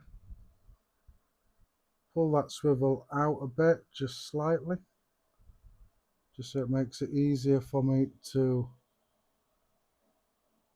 lock down my snap clip.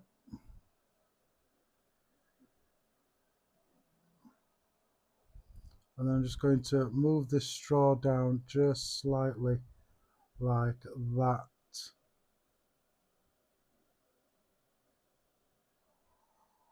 So I'm hoping this goes nice and simple.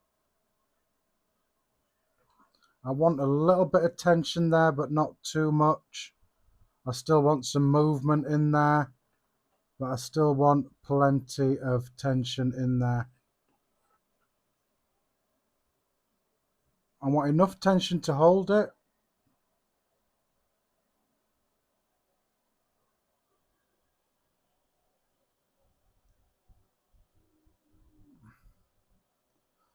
And then as I go on, I will be using some nylon pliers just to crimp and stuff like that.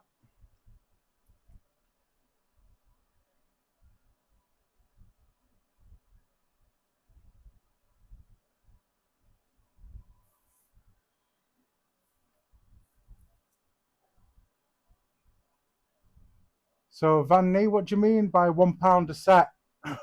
It's a lot more than £1 a set when you're doing stuff like this. So now that it's all mounted, I will get you in close.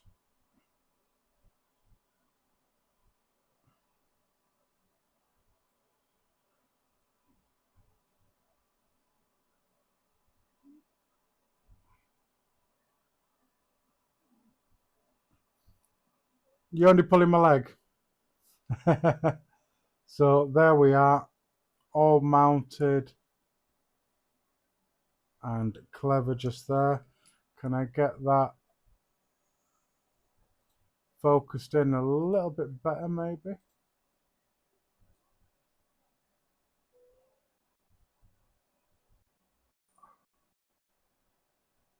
So you are looking at about there.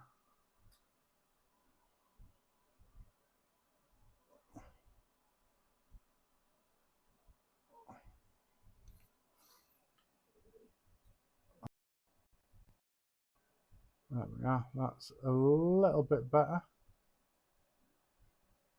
Nice little close up there. So as you can see there, staggered and the ribbon wire in between.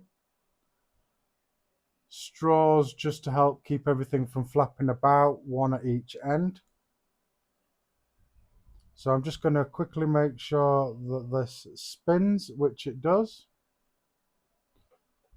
So let's get started for the final wrap. So I'm going to have another drink or another sip of this thick jungle juice.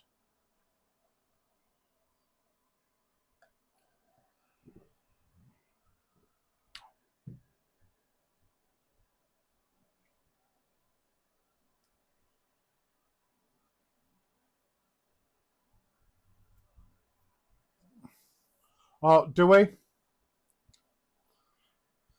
Well, I appreciate you being here, Gaming Vapor. Or dipping in and dipping out. I do appreciate you.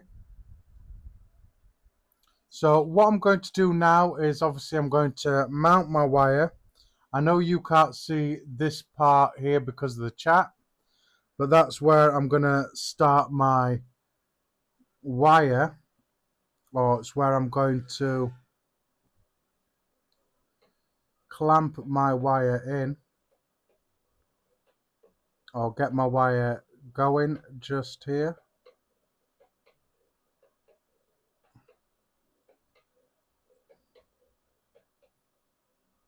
So let me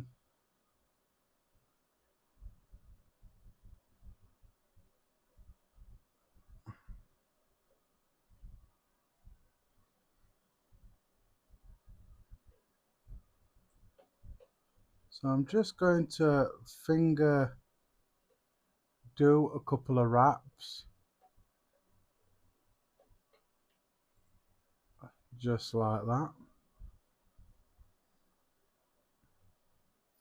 So what I'm going to do as well, guys, is I will have to zoom you out a bit because I will be doing some nylon pliers action.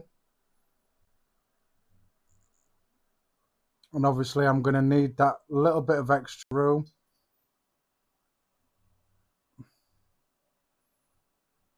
That's what she said. So, boom. I'm just going to zoom you guys out just a touch. Just so it gives me room to hit it with the nylon pliers when I need to. This will help a lot. Nylon pliers. So if I get you about there.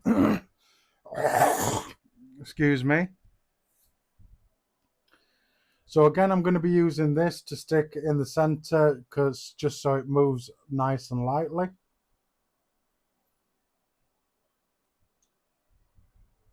Just there we are. So this will help the spool roll nice and lightly as I get going. So basically what I'm going to be doing is obviously a couple of wraps, checking where I am, giving it a little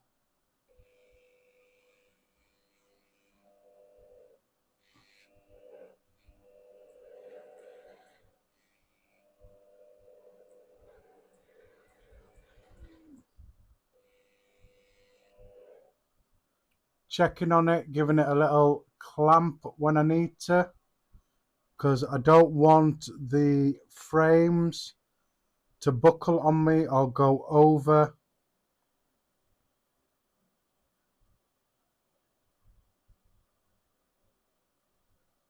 Or get misjointed in any way.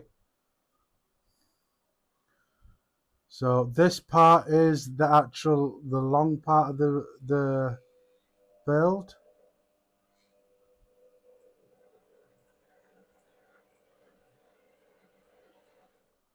So like I say, I'm going to do a few wraps.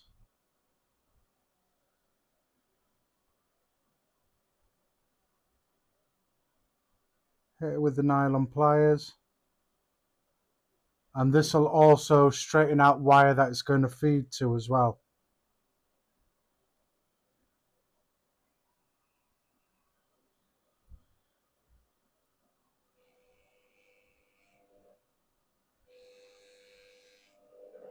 So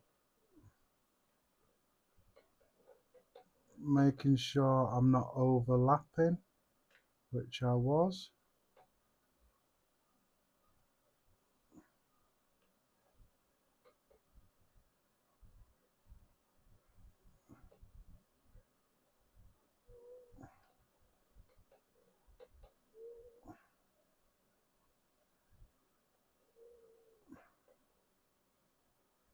So if you mess up, just wind it by hand, just to get you situated again. Like I say, this is the most complicated part, is the final wrap.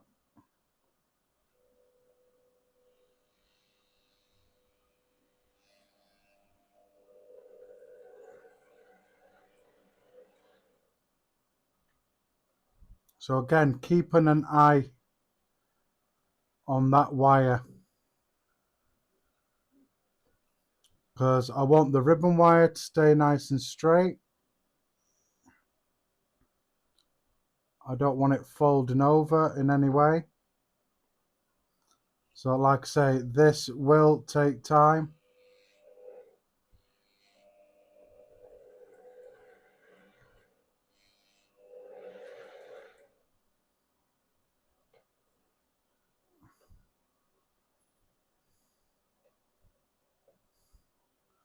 And if I see it starting to buckle, like I say, I will stop and just hit it with that a bit. And like I say, it will straighten up the first part that you're going into. Where are we? So this is going to be going into an RDTA.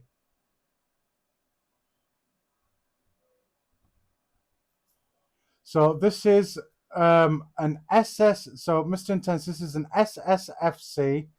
So a stapled staggered fuse Clapton, but I've known them as staggered frame staples. But yeah, so a bit like a frame staple coil, but this is a staggered one.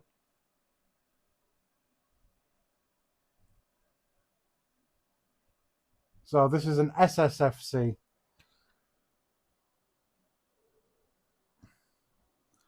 So again, let's get going slowly.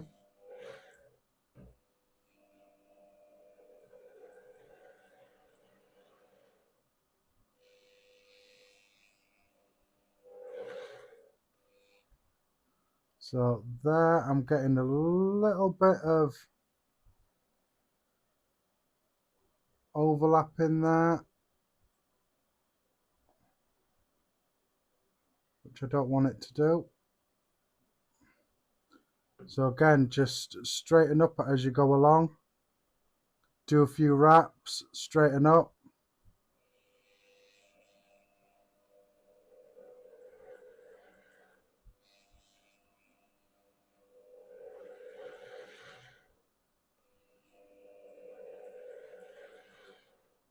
And like I say, it's a build that you're going to have to take your time with. You can't rush with it, because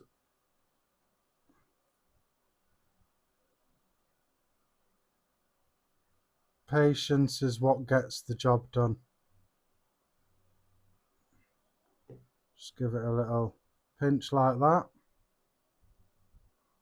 Make sure your angle is correct, and then carry on.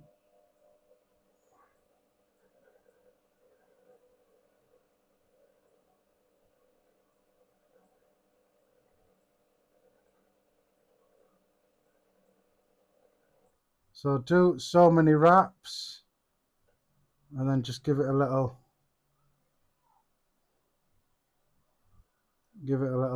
pinch of the pliers, nylon pliers. Sorry if you can hear shouting in the background.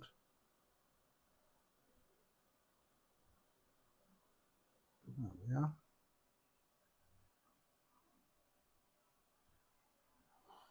Oh, where are we? What am I missing? Not a problem, Dead Note. Thanks for joining, my brother.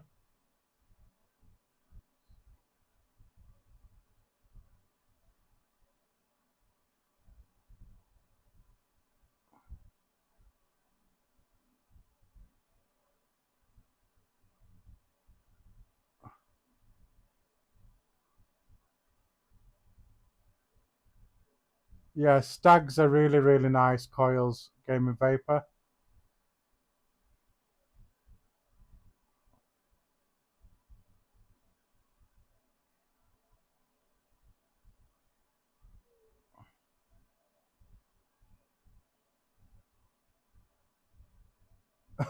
Mr. Intent, some Darth Vader earrings, go on. Cool. That sounds awesome, then. Not that I'm a Star Wars or a Star Trek fan, but I still find stuff from it cool.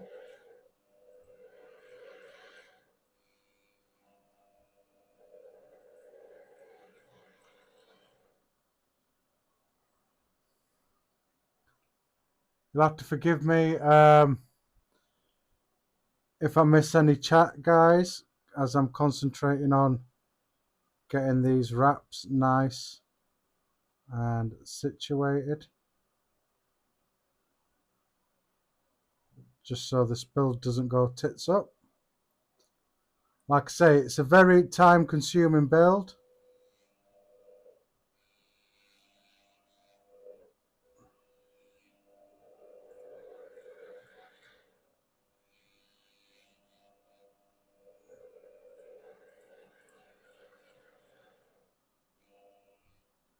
But the reward when it comes to vaping it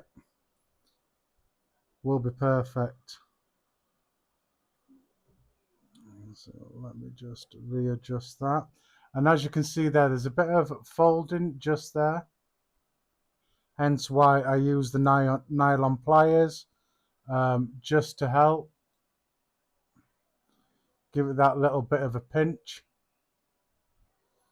She's 77, Mr. Intense.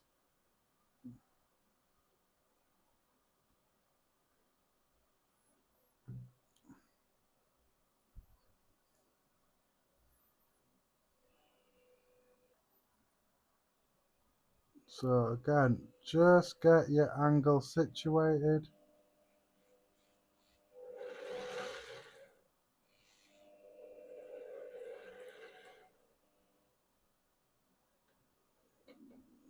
That do a little bit of a mistake just there. Get you back to where you were. There we are.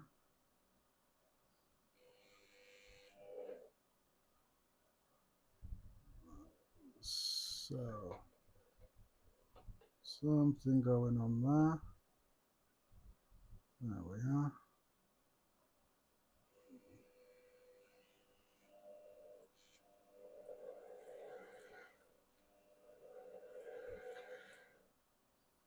And again, so there is just a slight hiccup just there, but I think with a quick press of these will put it correct.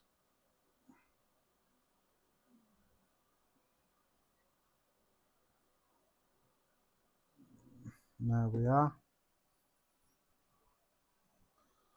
Hopefully I haven't missed anything, guys, so apologize if I have.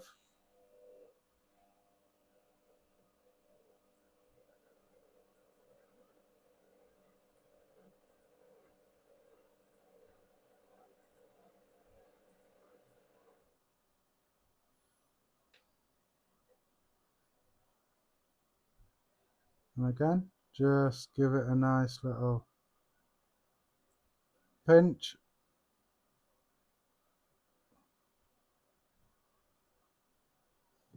And as you can see, it straightens stuff out that the wire is feeding to. I'm not holding my spool very tight, hence why I'm using that drip tip, just so that the spool moves and spins a lot freely. A bit of fluff on there.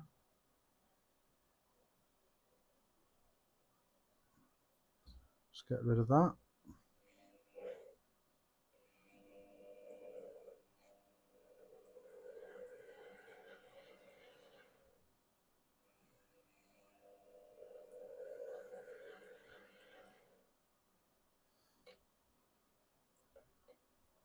There we are again. So as you can see, Mr. Intense is posting loads of links. Don't forget to press them. Don't forget to go support other channels as well. Mr. Intense works hard at keeping the chat nice and active as well. So a big shout out to Mr. Intense there.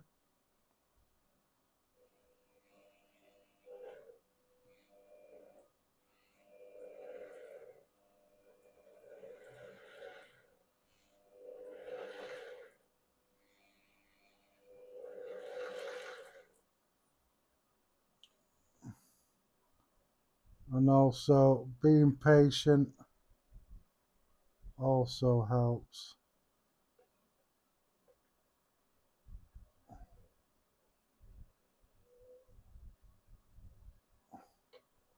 And if you mess up just like that, just put it right.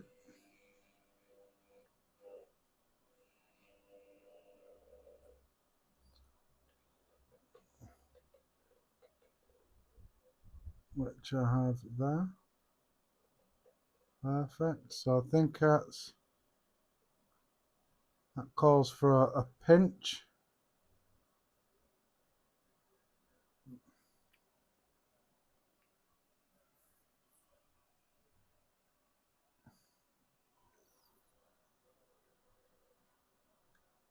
So give that a pinch.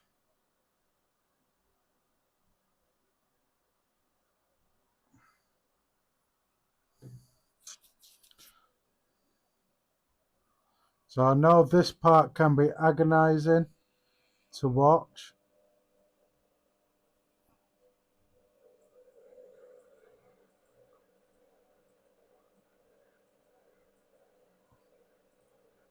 But the proof will be in the pudding at the end of the build.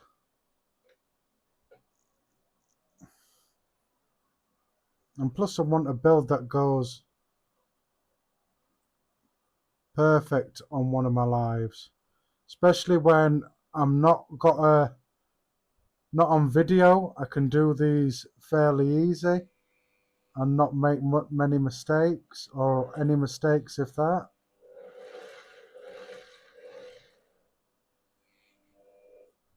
And it's always tempting as well to go right fast. Don't take your time.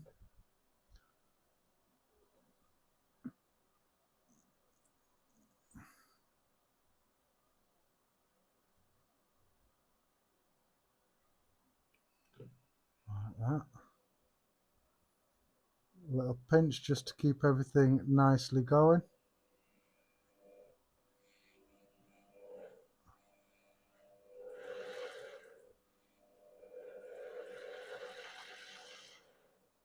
Like that.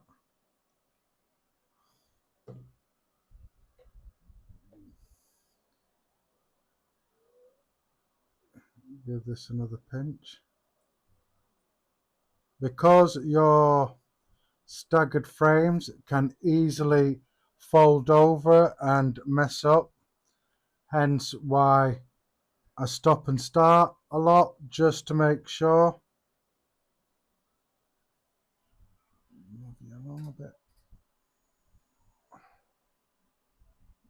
Just there. And like I say, this can be the most agonizing part of the build, because obviously you guys have to sit through it and watch it. There we are. So now that I've readjusted you, I can carry on. Just get that angle situated.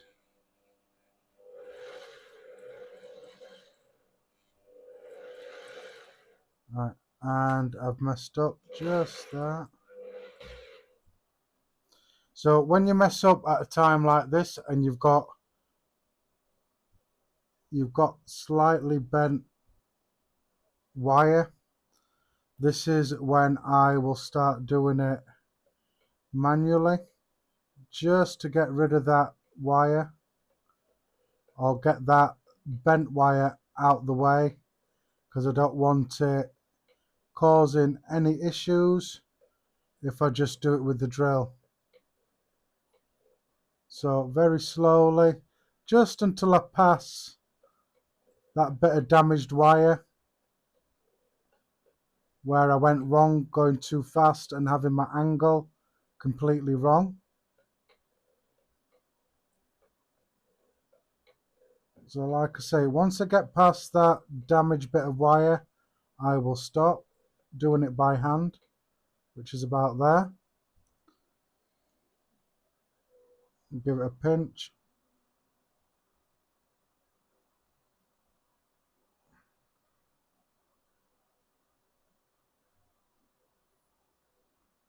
Like that. And then I will slowly start up again.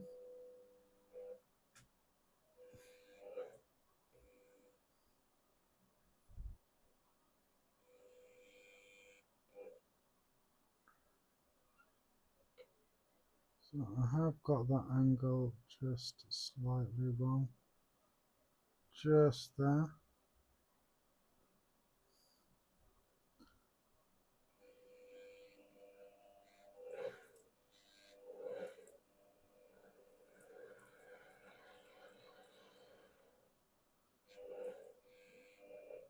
So it can be tricky when you do make a mistake to try and get your angle right and everything.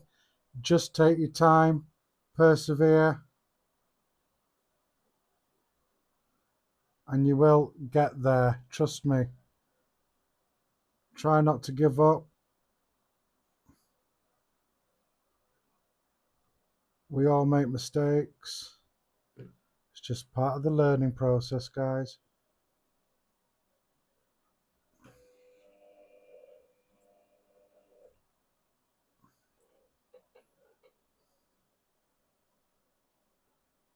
Get my angle right again.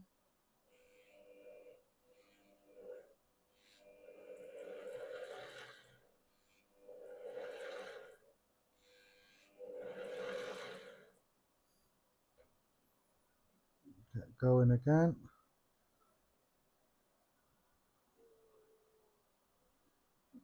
Pinching.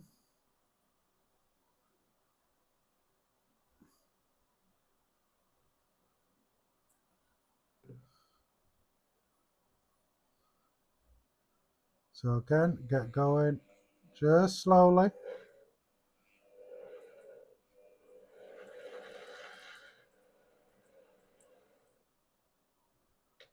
It's not the fastest you can do it.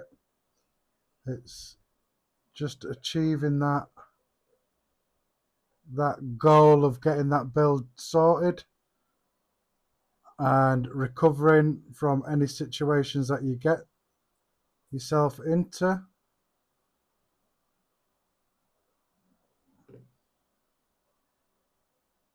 Like I say, even for us that do this all the time or for a living, we do all make mistakes.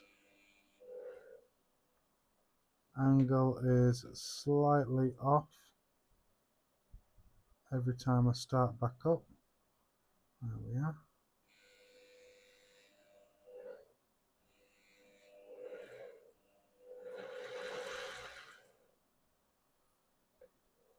Get going again. And again, because I haven't got as well my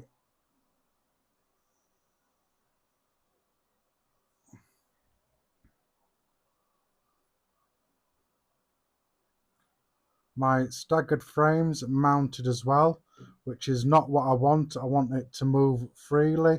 Some people that do it might prefer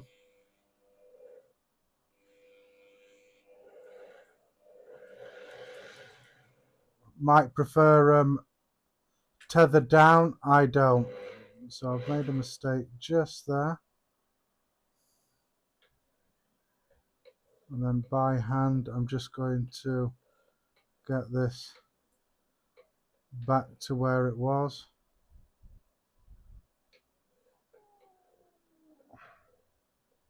Like that. Just till I get rid of that bent wire where I've messed up. And then when I get back to straight, that's when I'll start up again. There we are. Make sure it's going in the right direction.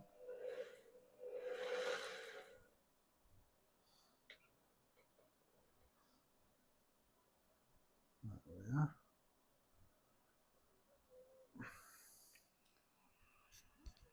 So appreciate you all that are here and everything.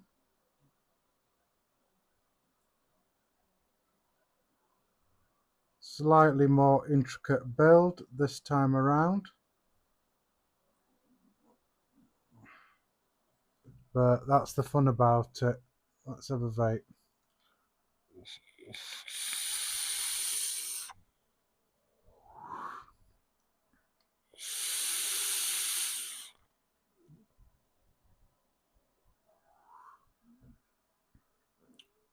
Come on.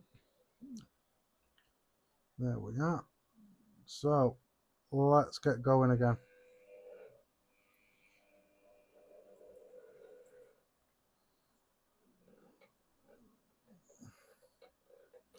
Angle wrong again.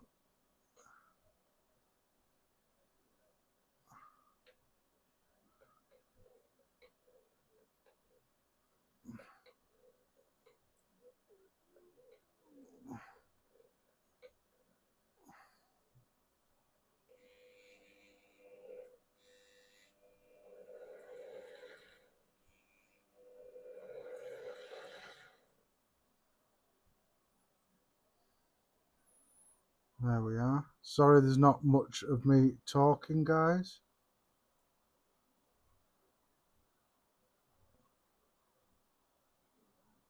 There we are.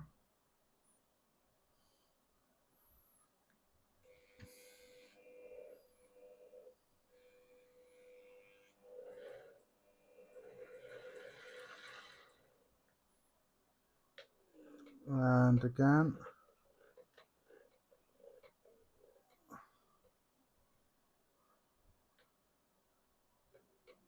Because of the angle, or my angle that I had wasn't correct.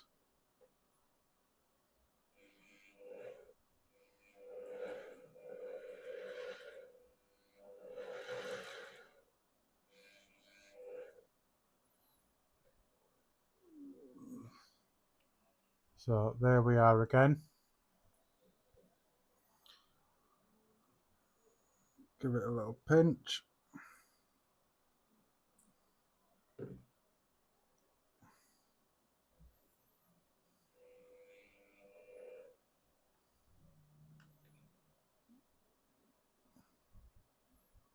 Not getting my angle right at the moment.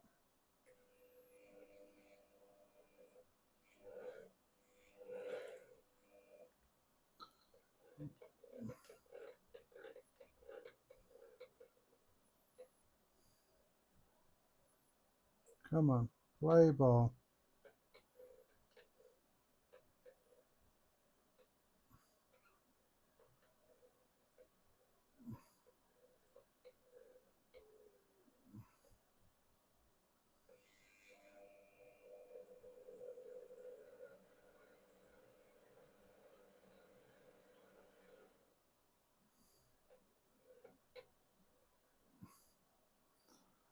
There we are.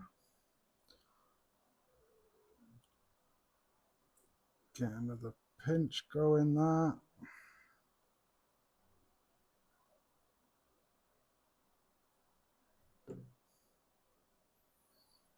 So let's see if I can get my angle right, which it doesn't want to be right at the moment.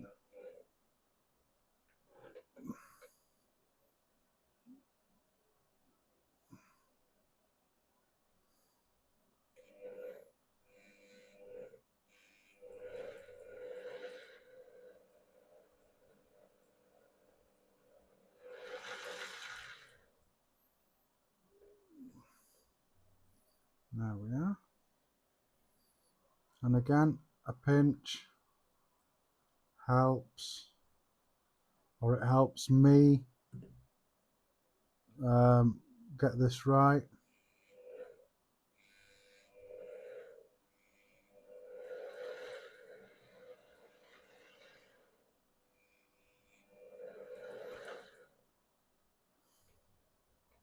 There we are.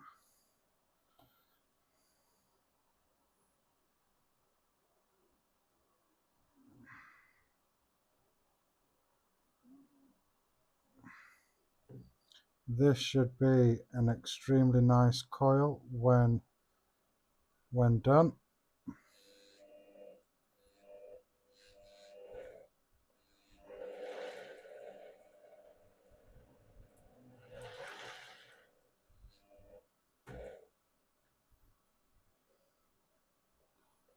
Alright, and I've messed up again.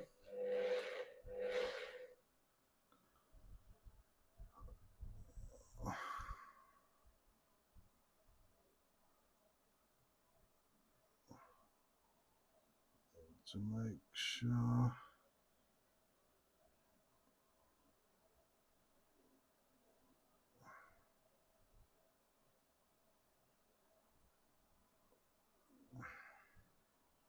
Right, looks like I might have a couple of problems just up here on this side.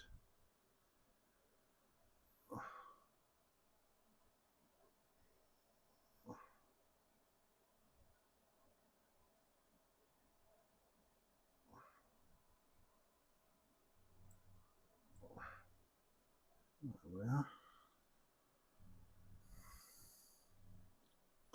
Right, let's try again to get this correct.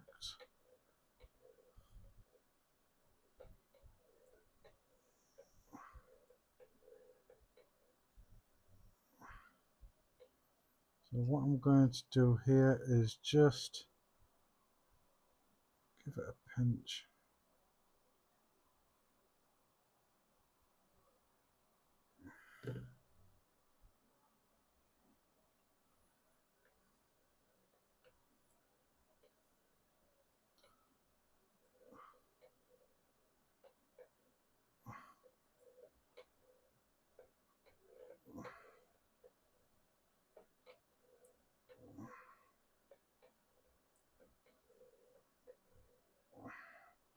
Alright, let's try starting off again.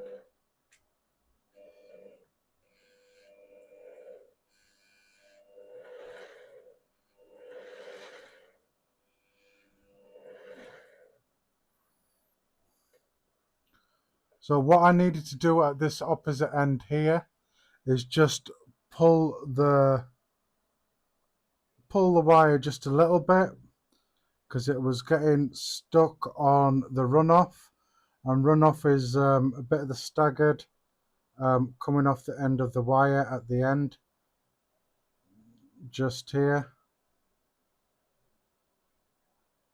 near where the swivel is.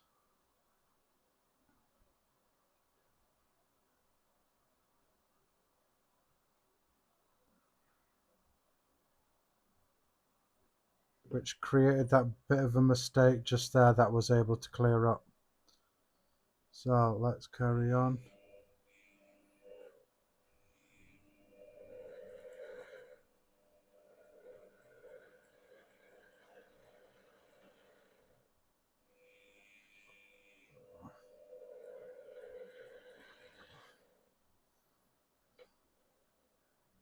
And again, get it ready for a pinch.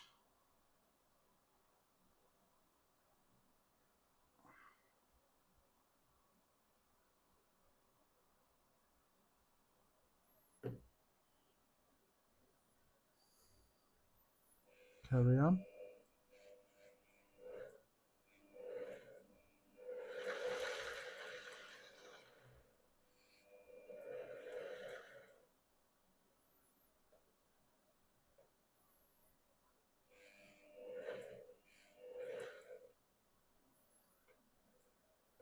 And again, just there, getting a bit of overlap just there, which I don't want.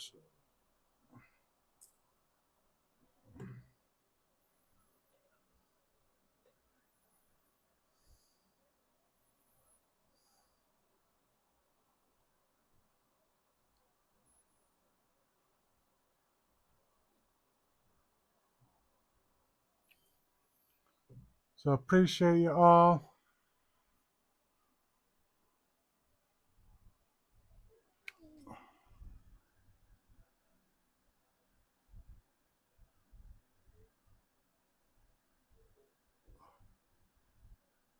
I appreciate that, Mr. Intense. Yeah, it takes time and a lot of concentration. But yeah, it will turn out to be a really nice coil.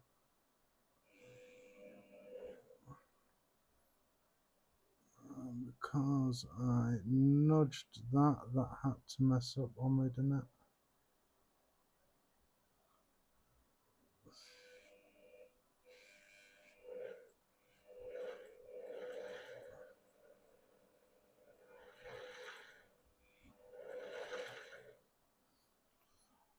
And I know you, Mr. Intense, you like a proper builder, not an installer.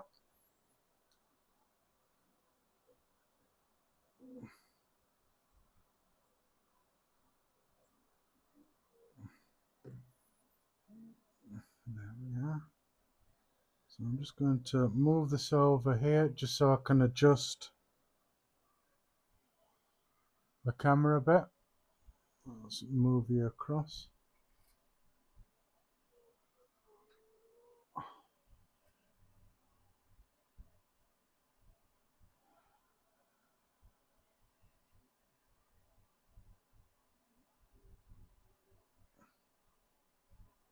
Just slightly that.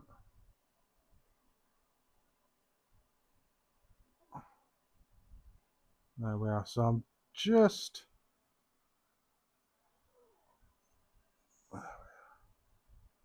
slightly just there like that. So I'd say we're about halfway. Yeah, about halfway. So I appreciate you guys. I know this is taking a bit of time, but yeah.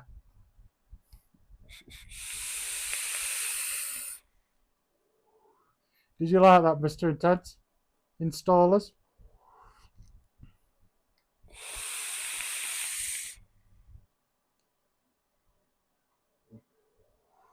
Good question, Gaming Vapor.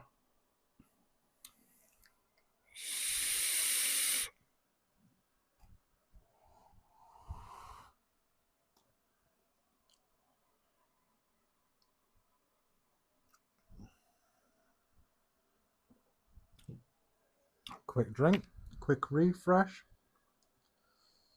Boom. Right. Let's get going again.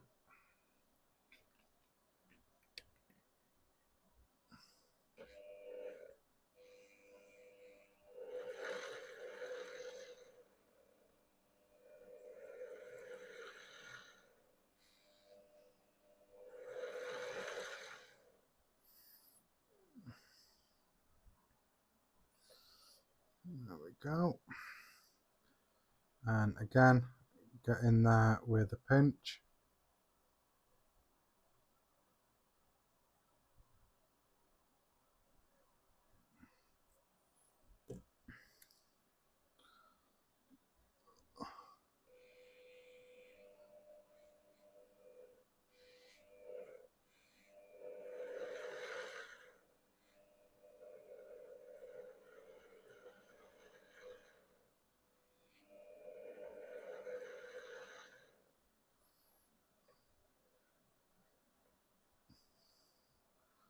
Again, a little pinch. Keeps everything nice and straight.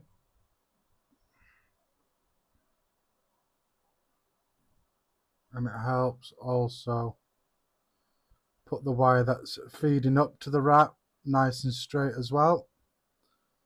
Carry on.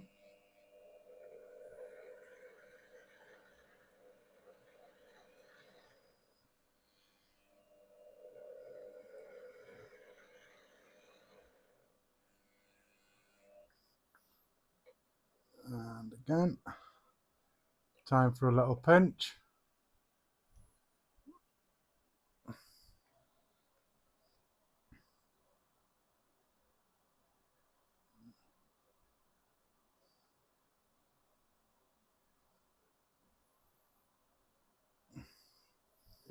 Nice pinch.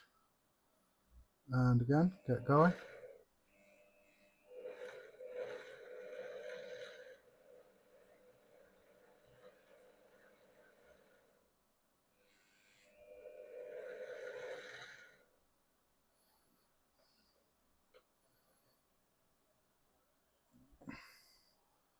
Again, a nice little pinch just to keep everything nice and straight. Perfect. Carry on.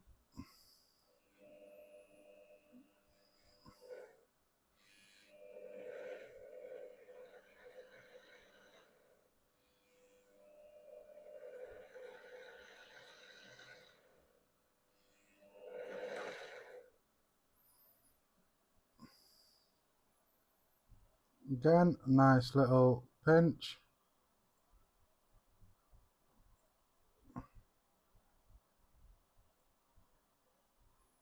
Like that.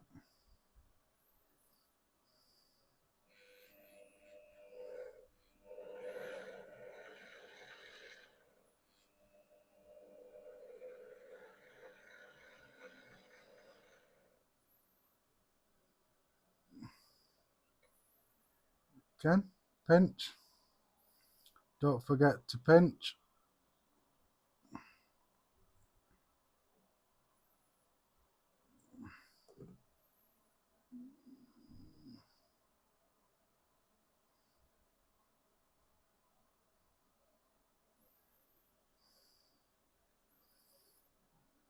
Get going again.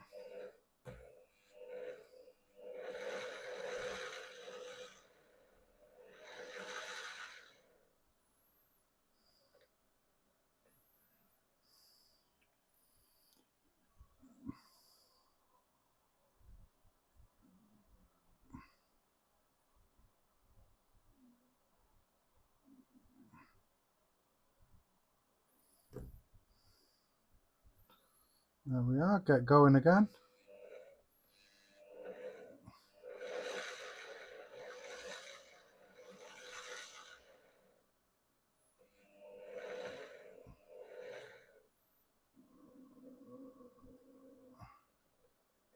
Right. Let's see if I can get this correct.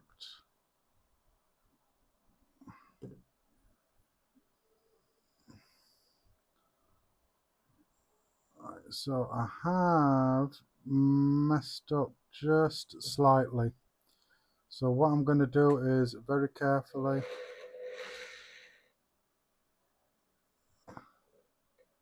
reverse.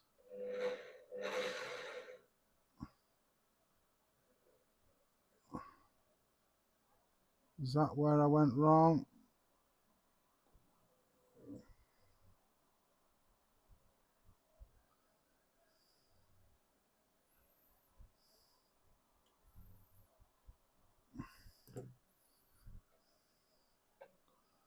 Got a slight overlap just there, just a very, very slight.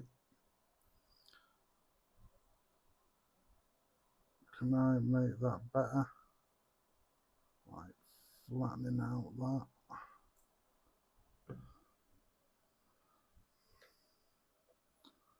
So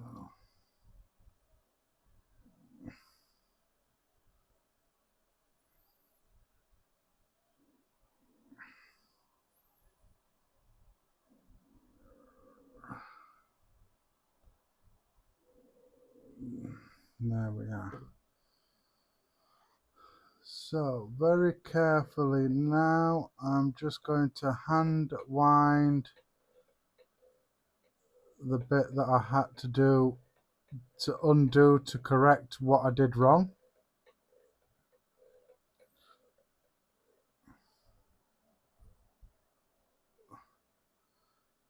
Will it let me do it? Will it let me do it with the drill?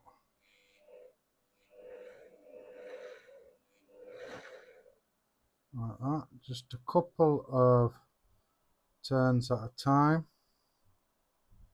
I don't want to mess this build up right at the last minute.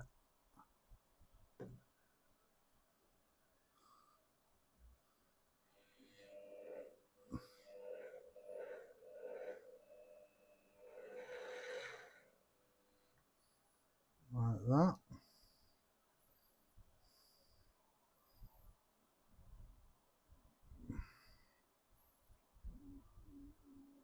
There we are.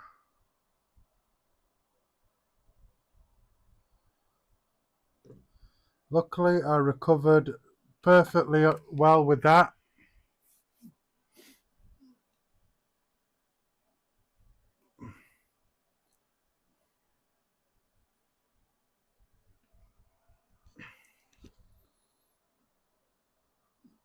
So I went a bit too fast and then the ribbon wire ended up collapsing in the center.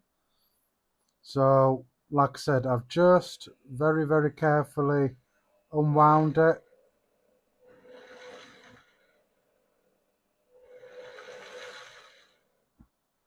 just to put it right, to get that buckling, or to stop that buckling,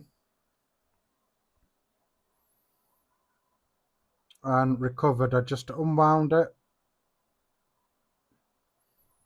or took the wraps back off, and then carefully positioned everything just so it'd be nice.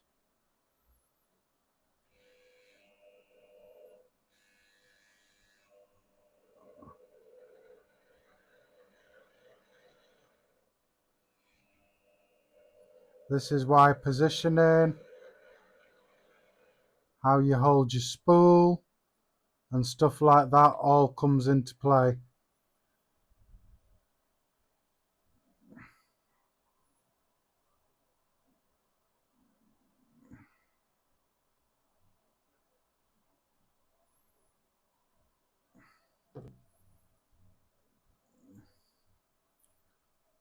Yeah. So like I say, slowly but surely takes it.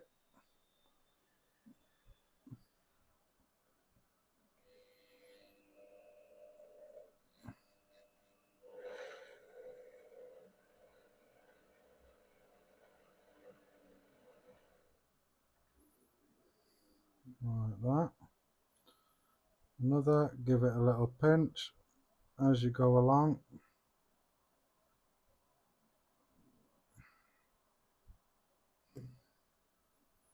Helps a lot.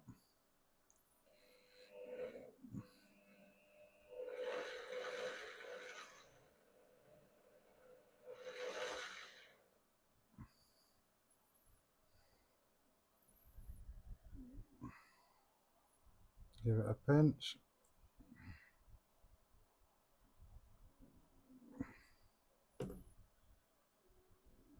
And I've just knocked that.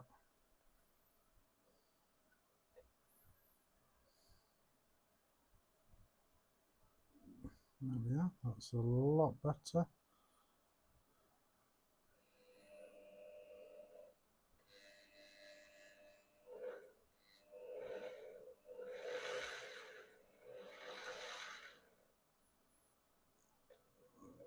Like so. So about 3/4 of the way down. Just got about a quarter of the wire, length of wire to do.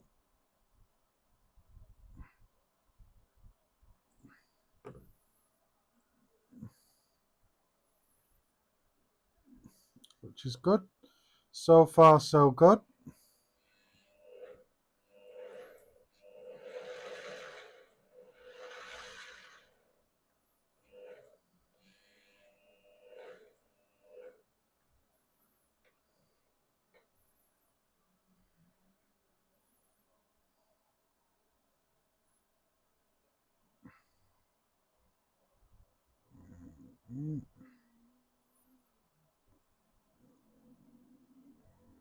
Nice little pinch. Get going again.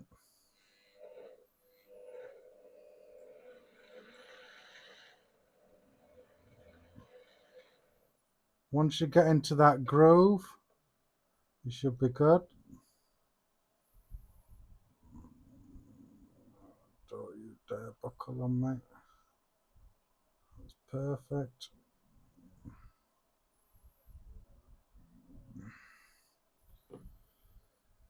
I thought it buckled a bit on me there, but no.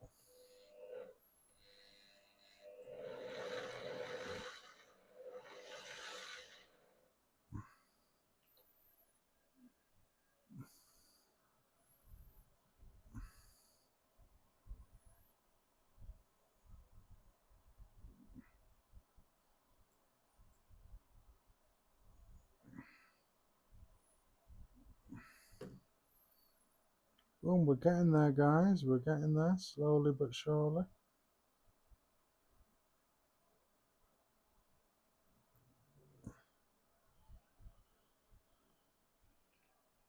I am going to move you over, guys, just so you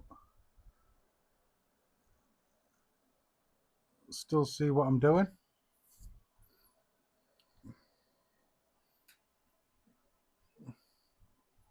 So as you can see, I am getting now to the end of the wire.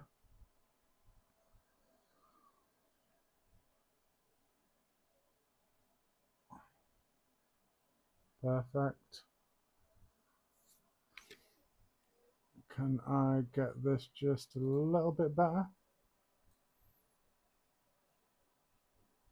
There we are. A little bit better.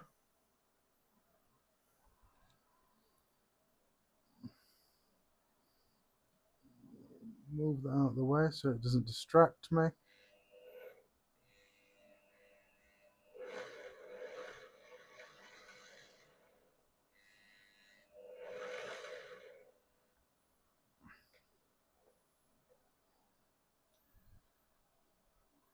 Few wraps. Pinch it.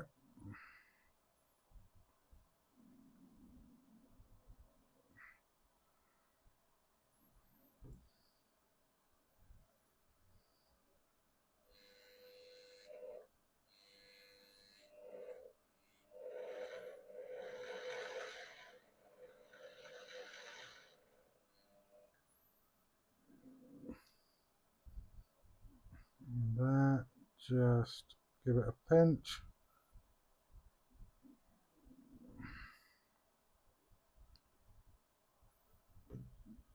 There we are.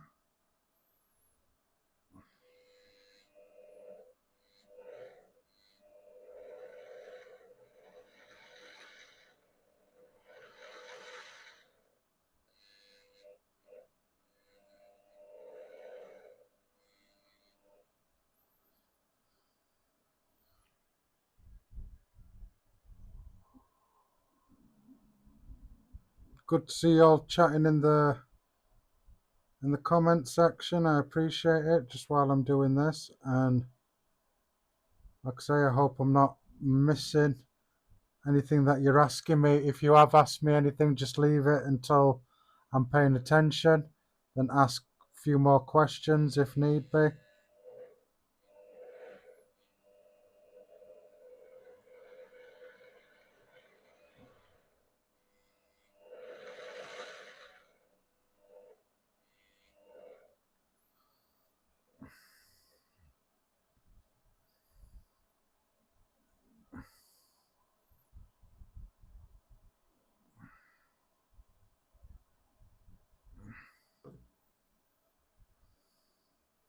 Get going again.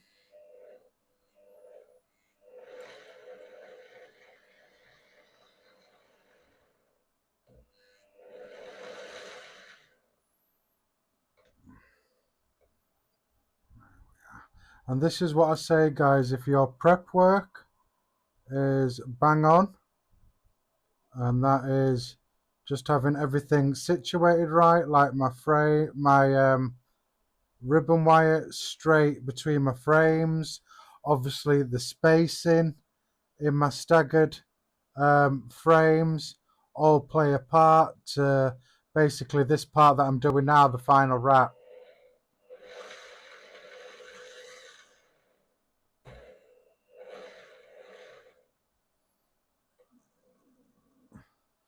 Like I say, if your prep work isn't good or your staggered isn't consistent and straight and everything like that, will make or break your build basically. So now that I'm getting close to the end, I will get rid of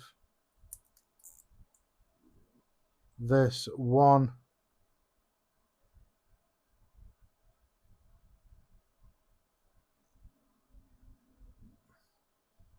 straw bit that I've got here. So I've just got one piece of straw on there.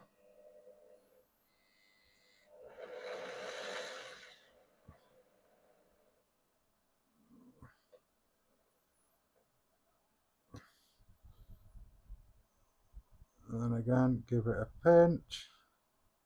Keep everything nice and straight.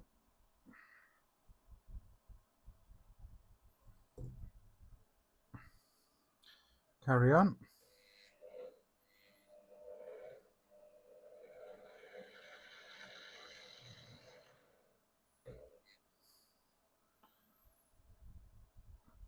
And then some parts like this end bit here will get just slightly tricky.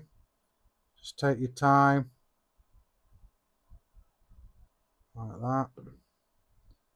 We are getting nearly to the end of this now. So thanks all of you for being so patient, taking the time to stay tuned in, keep the chat all busy and everything. I do appreciate all of you. Welcome to all my new subscribers as well, because I've had quite a few subscribers in the past week, so thank you all.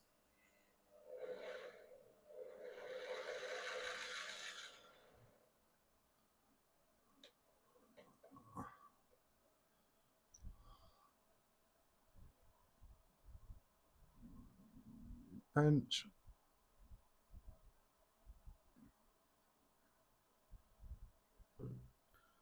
Perfect.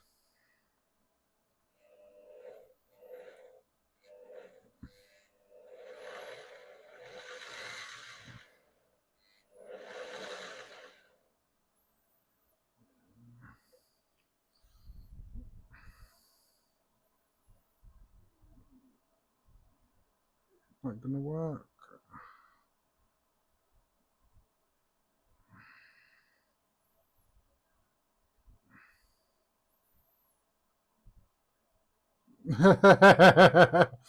What you mean compared to rubbish old paper straws? So I'm just going to take a couple of wraps off there because of a bit of buckle in there. I just want to get out. Will this go back for me?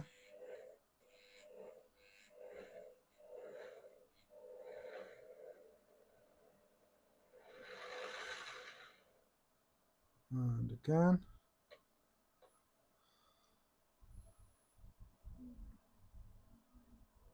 So boom. Give it a good little squeeze with the nylon pliers. And I am getting to the end of this wire now, just another centimetre or two to do.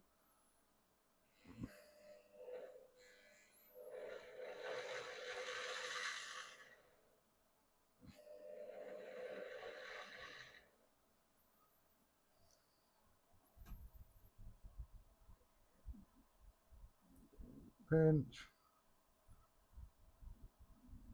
pinch, pinch.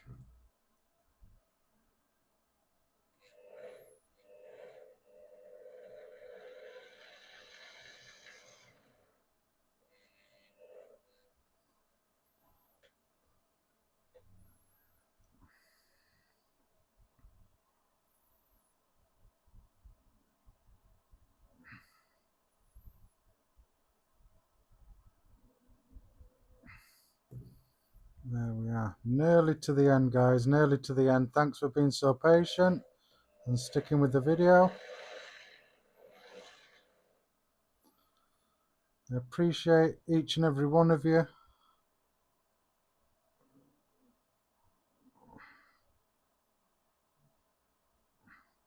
So now that I'm getting to the end here now,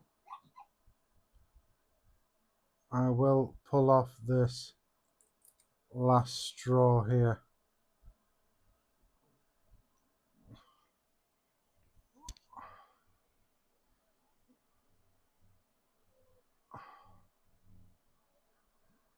You're damn right about that.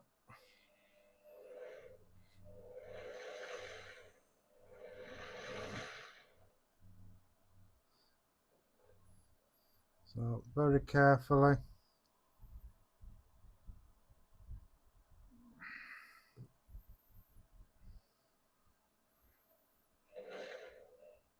Oh, don't mess up right at the last minute.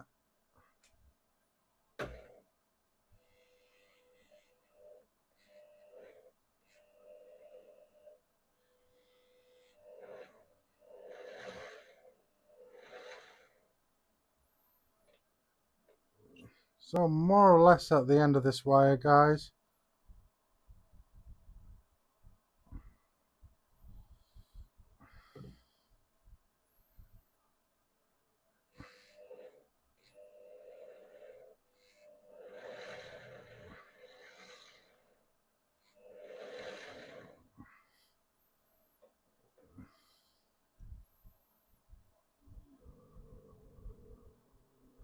A little bit of a pinch,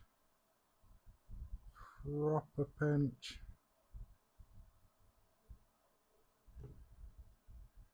So we've literally got half a centimetre here left to do.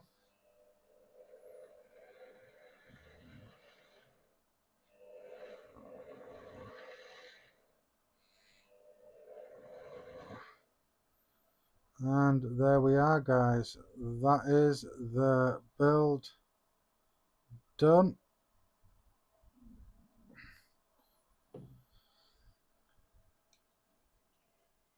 All done, guys. So a long one, I know, but I'm glad that it mostly went plain sailing.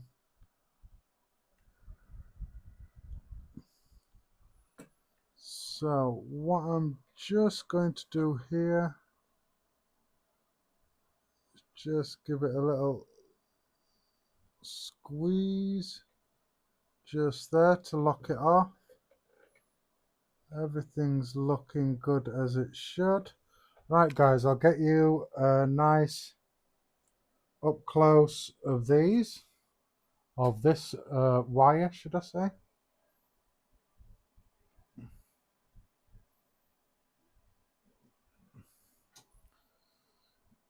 So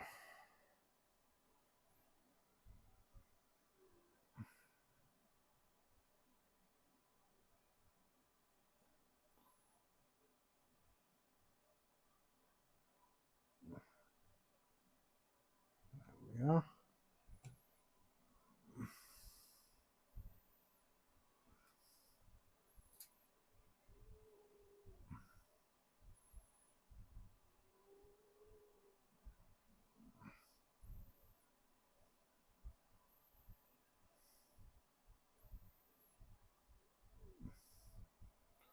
So there we are, guys.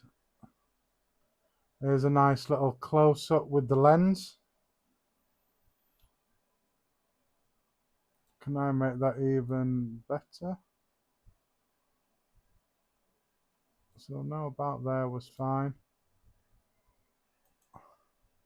So there we are, guys.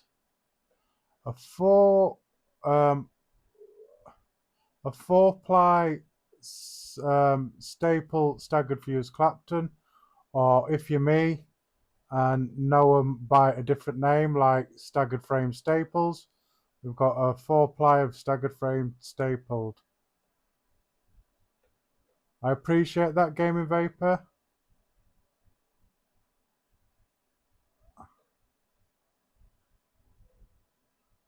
So Gaming Vapor, you can buy these off me. I do sell them now. There we are. They look awesome. Or keep an eye out. Sometimes I do surprise giveaways as well on my lives. So yeah, basically that is the coil all done.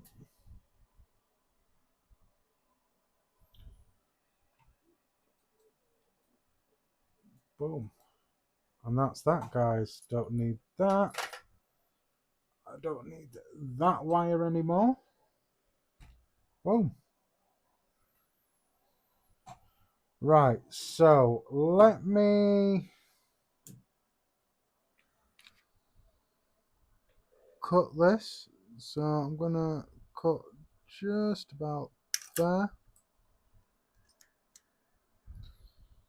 Get rid of any excess and cut as flush as I can this end. Perfect. Give this a quick measure of how much wire I've actually got.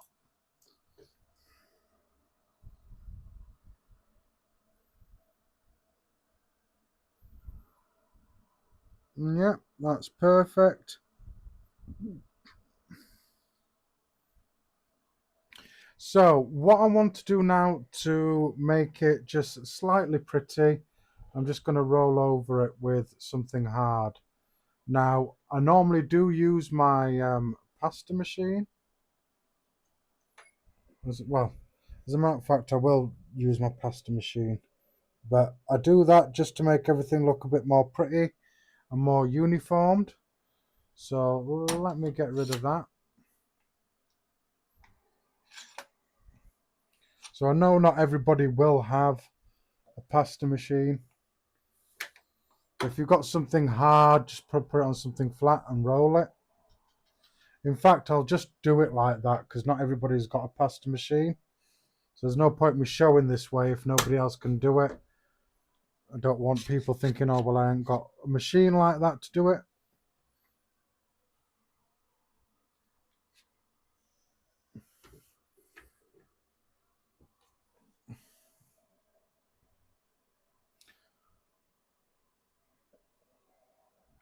Cheers, guys. Quick vape.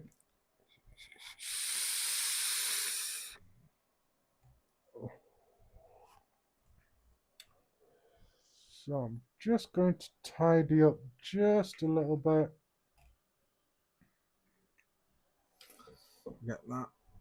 So I'm going to use my table because that's nice and flat. So normally I just use like my pasta machine and run it through. But like I say, not everybody's got a pasta machine, have they? So I'll do it this way so you can see what I'm doing. So I'll just get a flat surface like that. I have just been using this, which is just one of the sleeves off one of my mechs. It's solid and hard. So same sort of principle. You want to lay it flat or have it flat on whatever it is you've got, the surface that you've got. Take what you've got, something that's hard and smooth. And I'm not doing anything major. All I'm doing is just going over it like that. And what this will do is just make everything just look a little bit neater, straighten everything out, make all those wraps look nice and flat.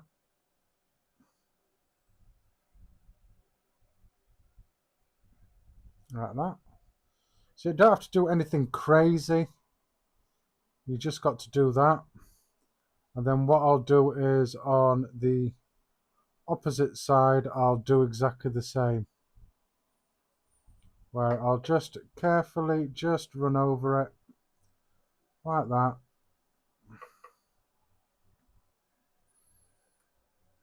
Nothing special, just run over it, something flat like that.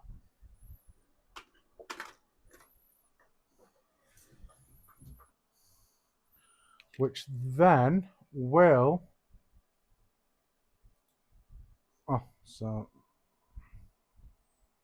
which then will make your wire look a bit more prettier. Come on, Henry. I'll just make it just look slightly a bit more prettier. So there we are.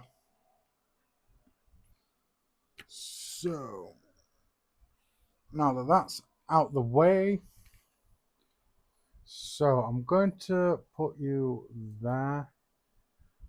So yeah, just about there like that. So I'm going to wrap them now. So I want roughly about 6 wraps on a 3mm diameter coiling jig. So what I'm going to do with this wire just now is just to make it easy for me, because I know I've got enough wire, is I'm just going to roughly cut it in the center, which is, so I've got about 22 centimeters of wire just here. So I want to cut,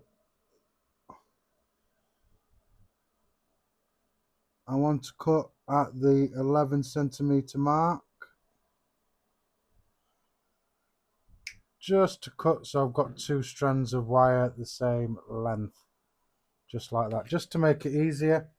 So before I wind them, I'm just going to get this on a mod.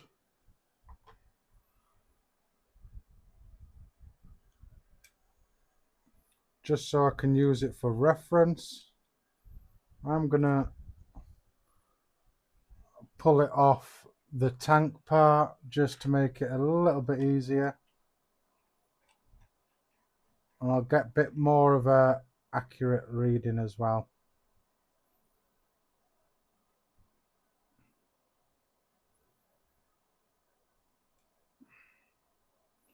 Check atomizer. So that's perfect, just like that. So 3mm. So I'm just going to be using my Coil Master jig. So I want a 3mm rod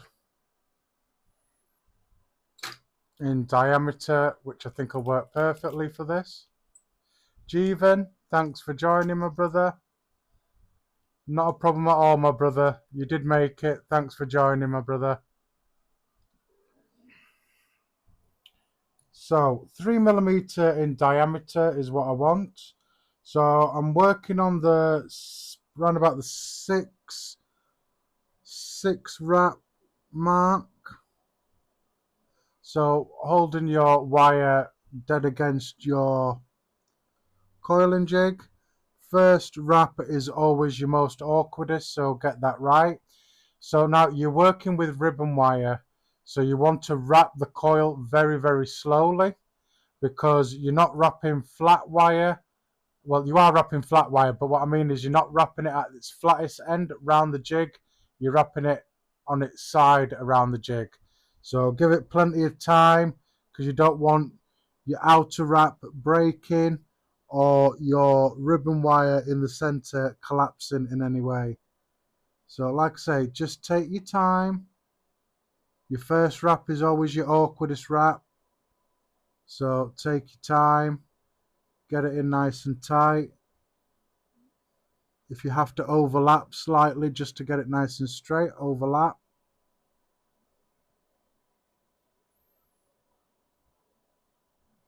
And like I say, you've got to take your time. It is ribbon wire. So that's 4 wraps.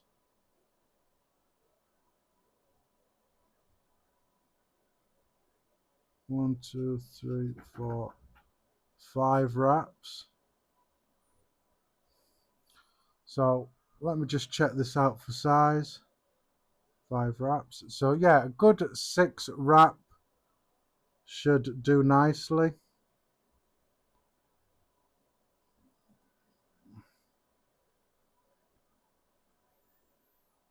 So give that just a quick measure. Yeah, that should be good. So a 6 wrap on a 3mm jig works out perfect. And then again, I'm just going to do the same here.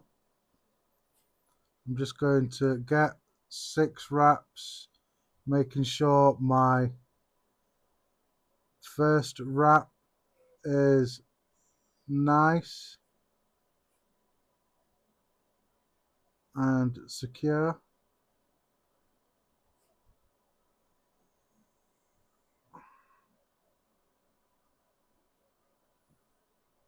So what happened with that wrap there?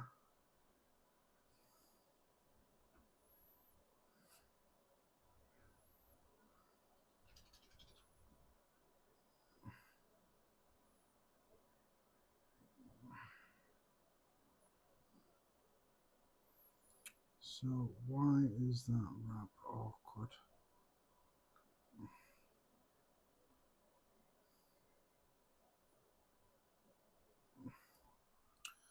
Right, so let me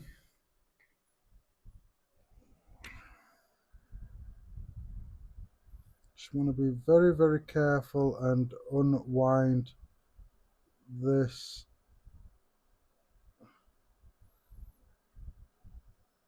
because for some reason I've got a problem or an issue here.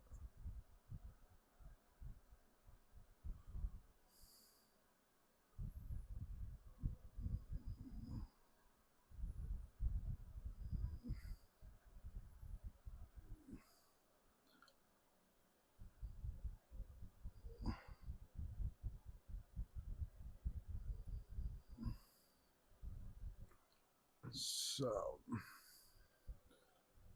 with my, I'm sorry I'm out of focus, not focus, out of camera, guys. So I did sort of mess up that first wrap. There we are, that's a bit better.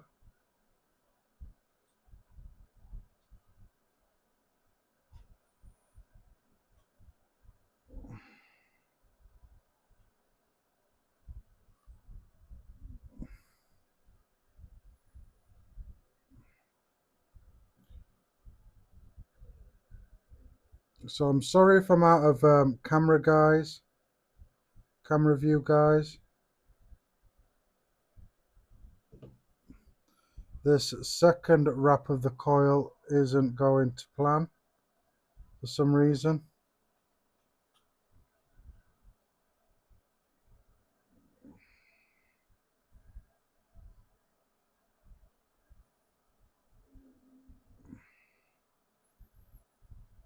Right, why is that doing that? Oh, nice one.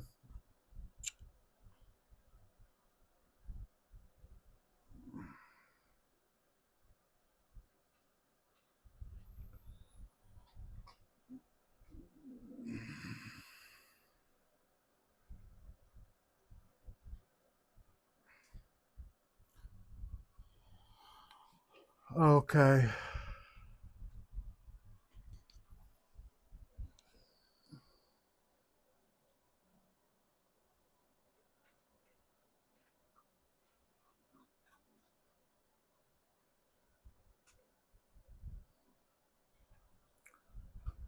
So why are you doing that?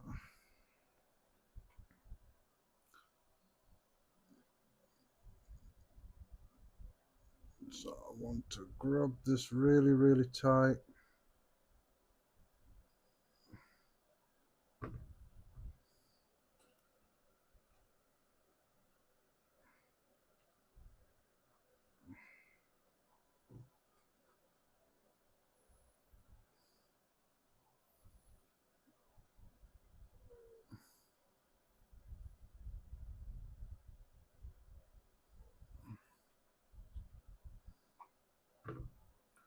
So why are you messing around like that?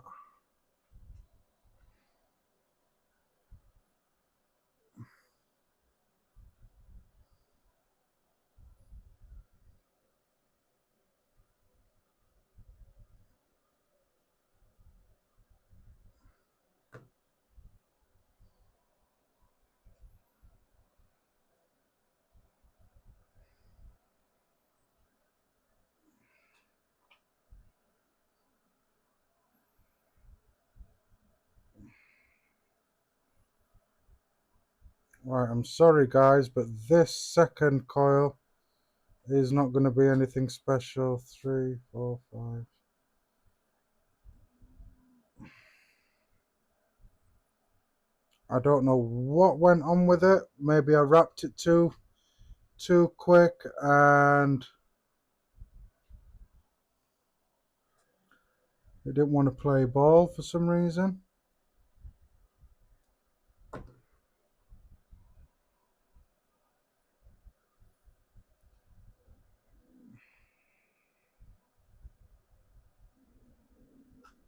Which I don't know why it's doing that. Sorry, I'm out of camera, guys. You're not seeing what I'm doing.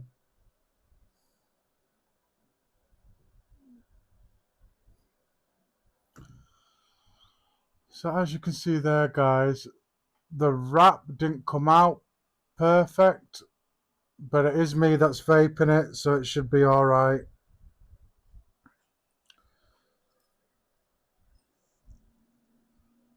So I will just pull that off. I will get you a close-up, guys. I'm not somebody that hides my mistakes. I will show you what's gone on with the second wrapped coil.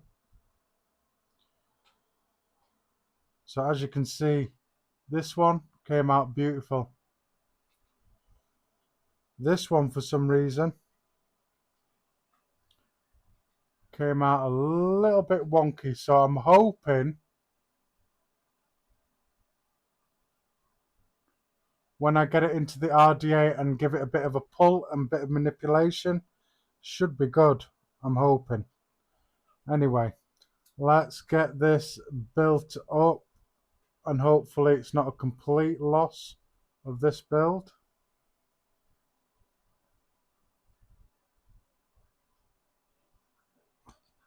I appreciate that, Dion.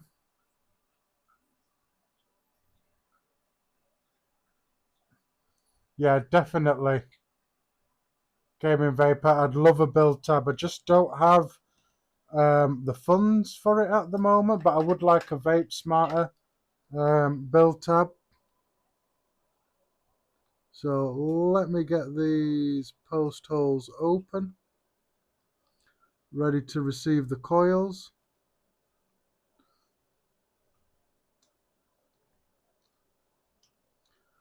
And we should be good. So I'm going to put the wonky coil in first.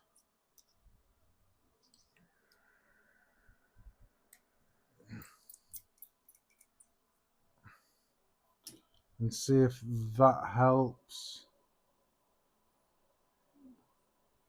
Maybe a wonky coil. Gonna get the wonky coil in first. So I roughly want you there.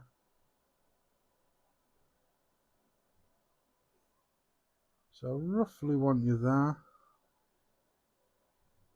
before I start doing a bit of manipulation and stuff. So I'll just pre-cut these leads here like that, because you are sharing.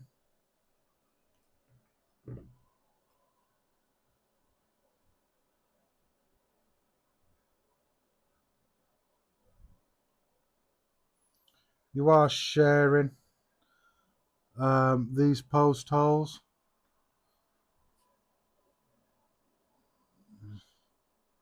So again, I'll just do a rough cut with the other coils,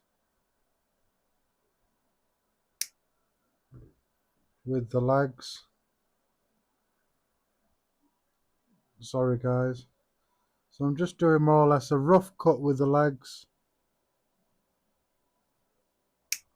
There we are.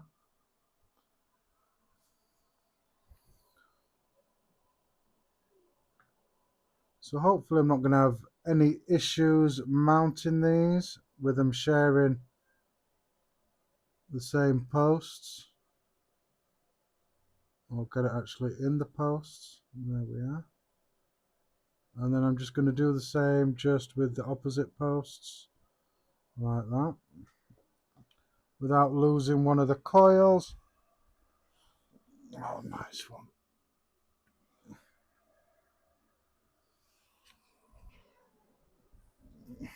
Where did that coil go?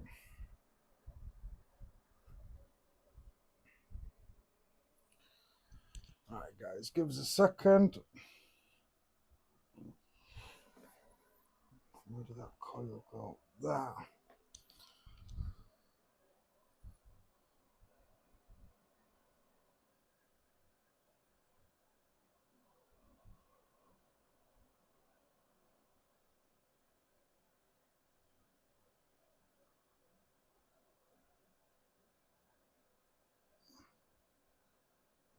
So definitely a fiddly one.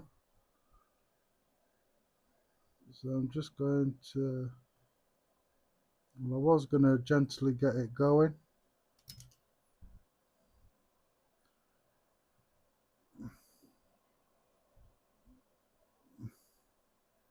This wants to play ball.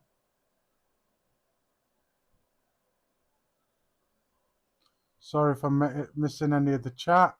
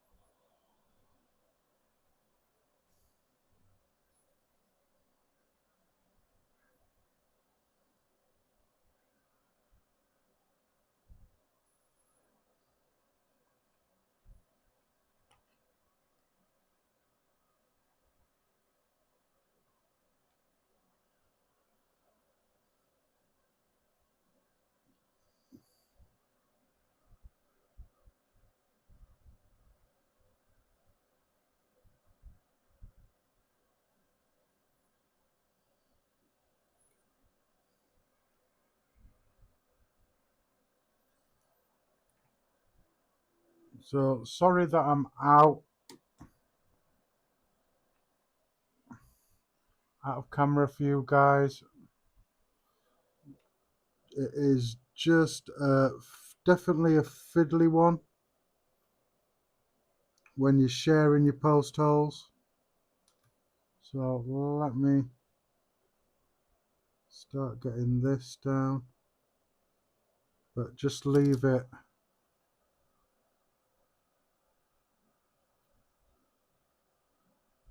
loose enough for me to manipulate anything.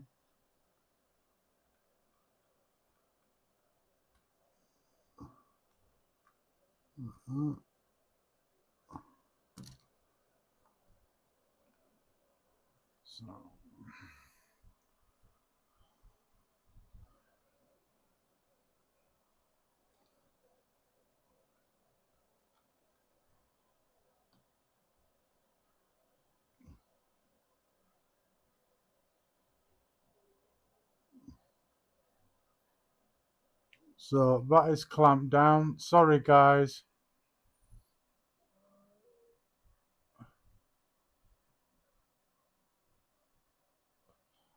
I appreciate it, Gaming Vapor.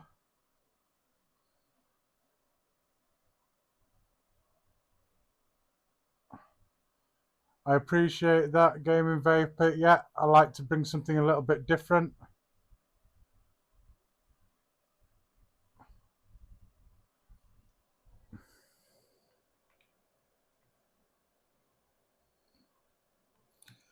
If I didn't make Coils, Gaming Vapor, or I didn't make my own coils, I probably wouldn't have a channel.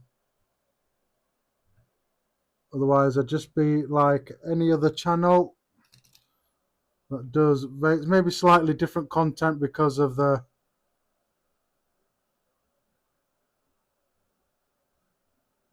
like I say, I'm a retro vape channel.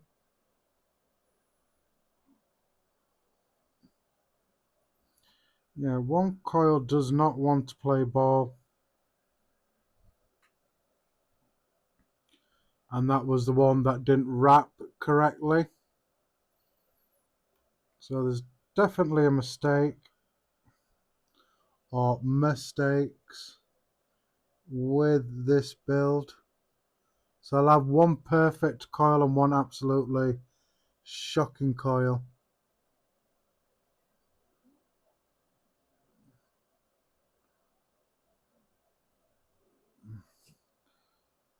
So I want it a good distance away from the airflow.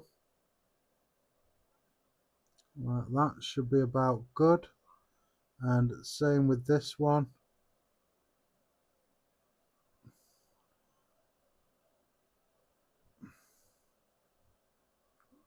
Same with that one, which I'd say is about right. About right there. Perfect.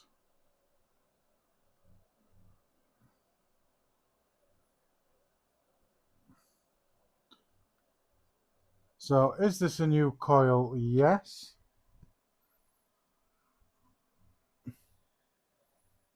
Come on. Might help if I even add you perfect where I can see it. So let me just go back to that one. So as you can see, there's one perfect coil in there and one just slightly with a lot of wonk in there.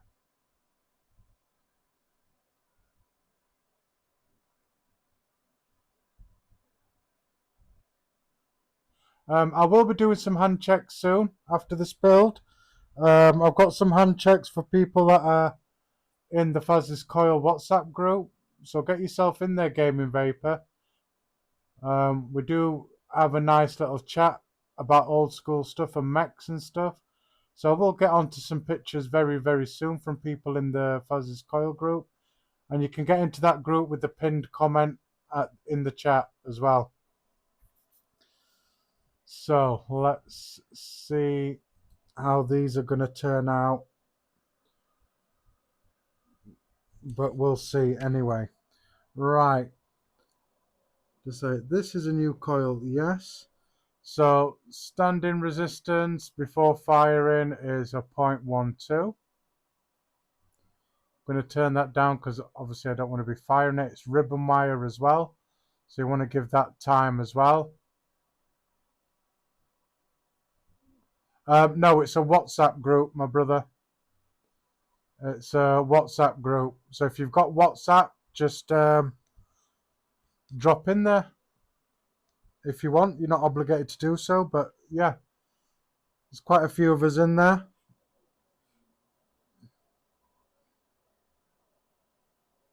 So introducing some heat slowly. I'll do it on this side because this one's got the weird wonky coil for some reason.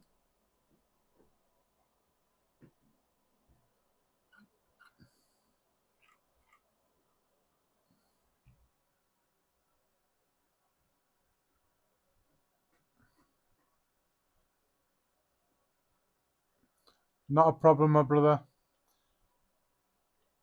If you need the link, it's also in the description of this video as well. So if you can't find it straight away, you will find it in the description and also on my bio page. There we are. So we are getting some colour from this one. There we are. Getting some nice colour from this one.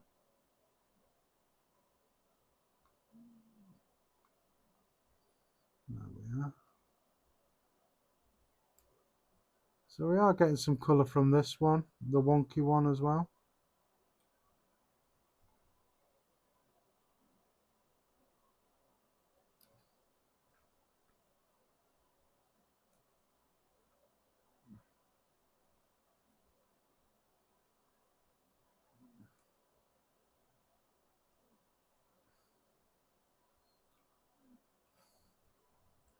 So I am doing a bit of separation as well, just a little bit of a pull. I am going to bump up that wattage to 30 watts. Get this going now. There we are. So it seems to be heating up alright apart from that wonk on the second coil. So I'm just working out all my hotspots. If you're not familiar with hotspots, they're like little lightning bolts or hot points of your coil. You just got to work them out. This one's heating up a lot better than the other one. Come on. Making sure that's all clamped down as it should be.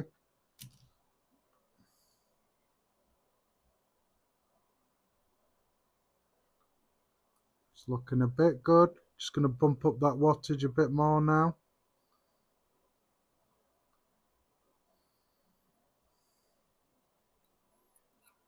I'm going to give that a little bit of a tug, a bit more of a tug. See if that helps. That's looking a bit better. These are 6 wraps, Gaming Vapor. 6 wraps, 3mm.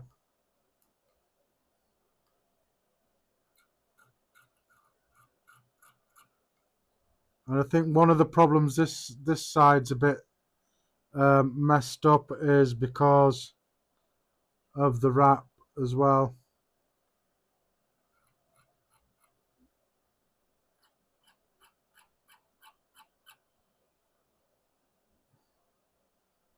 We're getting there, slowly but surely. This is heating up more than this one.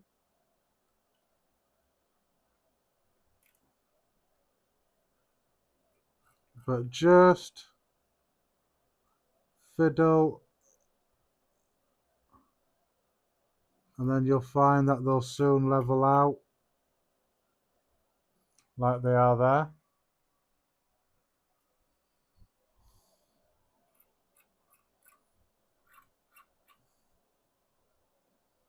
Just slowly work it out, and there you see, you're doing good.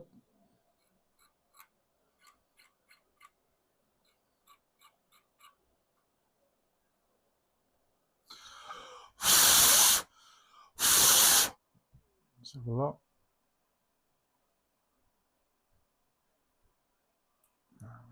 That one's still got a bit of an edge on there.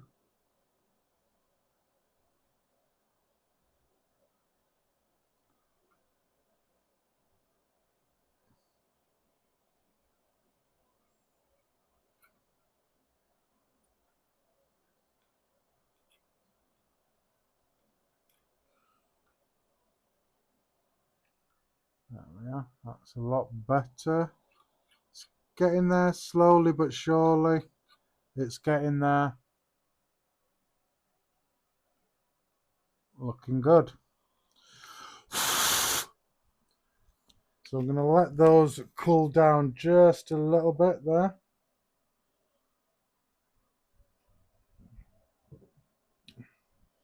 And have a vape.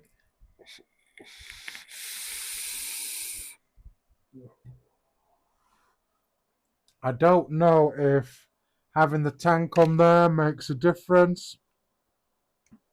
I will attach it to the tank for its final resistance.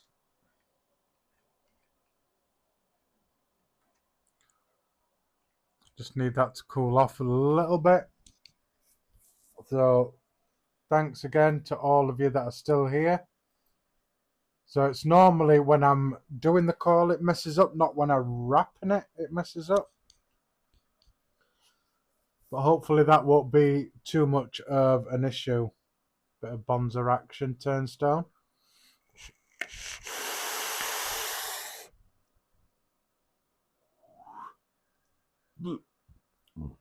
Excuse me.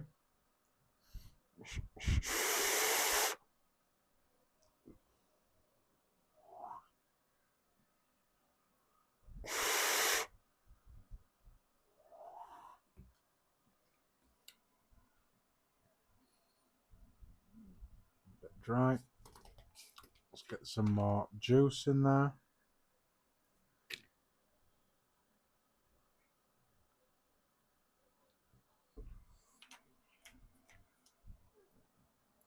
Without dropping it on the outside.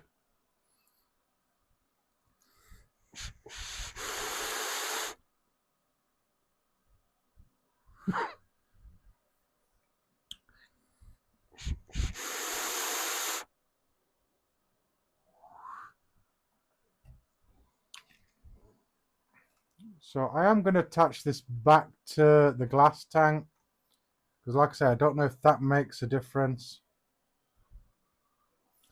I don't know if it's just the way I'm building past couple of weeks or this mod is on its way out, because I have noticed these past couple of weeks with my builds, one side hasn't been heating up as good as the other.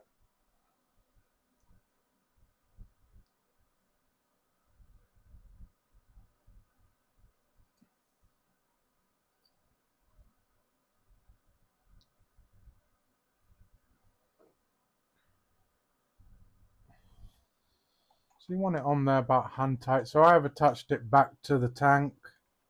See what happens.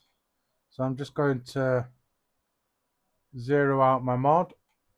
See what ohms we ended up coming to.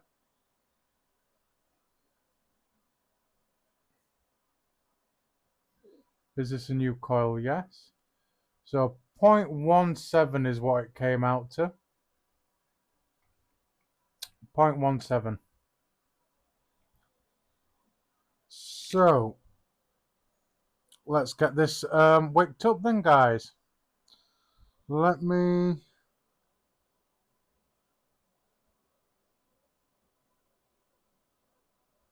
see how these heat up. So they do heat up pretty evenly. Yeah. So maybe because they want on the tank, they weren't heating up as even, but now they're heating up evenly now. So I was going to wick it, but I'll just give it a couple of seconds now again to just cool down.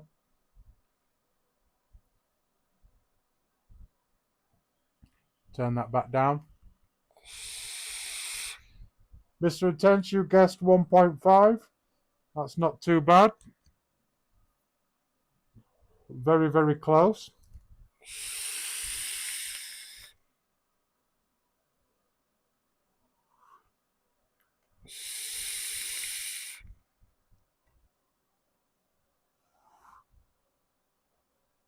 And they are nice and cool again. So I'm just using my normal Muji cotton. Get a nice fresh piece out like that. So this is a fresh piece, not one that I've been using.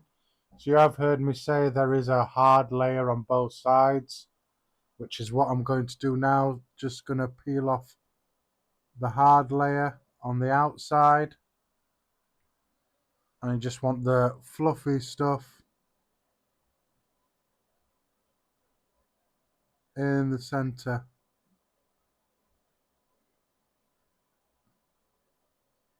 Like that. Get rid of any straggly ends. So all I'm going to do is I'm going to thin it out by just stretching it and pulling it.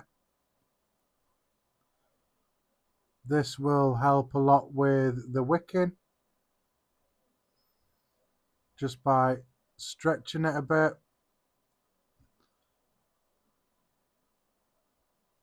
Just adjusting those fibers or agitating those fibers. So that should be good for the first coil.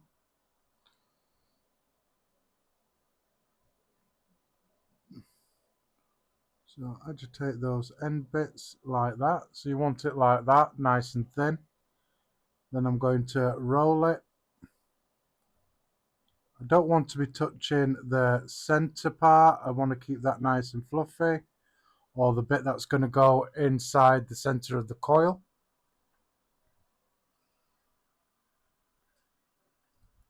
Let me bring you out here.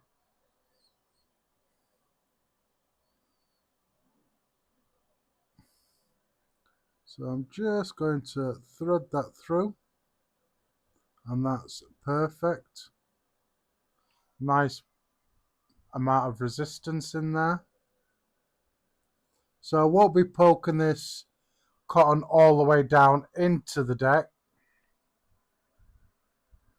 So I'm just going to get myself a nice little piece again. Same thing, just agitating those fibers. Thinning it out a little bit.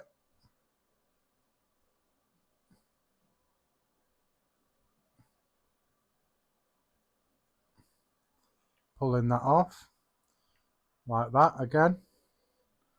And then I'm just going to carefully again just roll it up.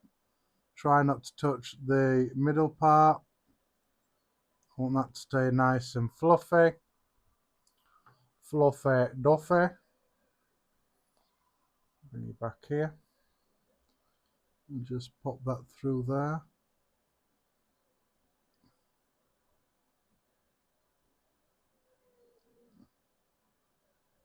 And that is perfect without dropping everything. Should be good. So what I'm going to do is I'm not going to technically thin this out. I'm just going to agitate it a bit and loosen those fibers up a bit more. So just slightly.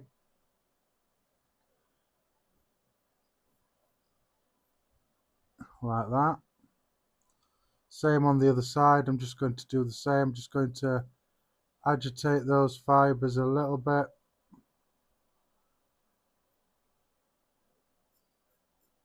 And that's all I want, is to agitate them.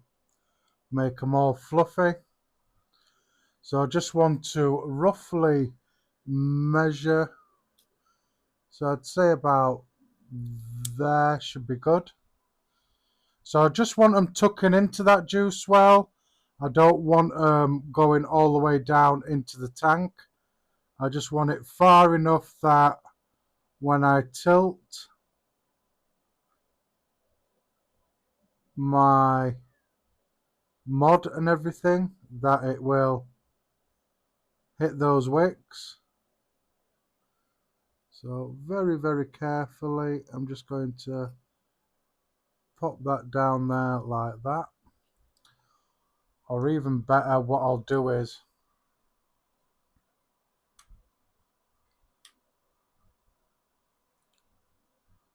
if I unscrew that from there,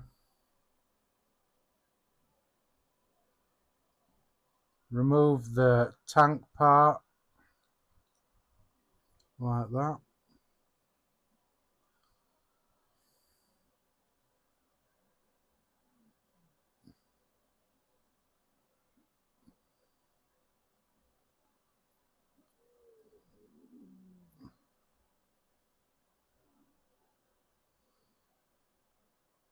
So I want to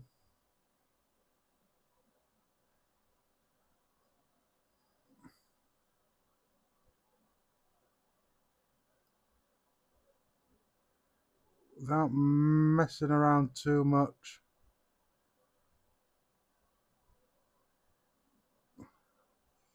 I just want to pull that through just slightly.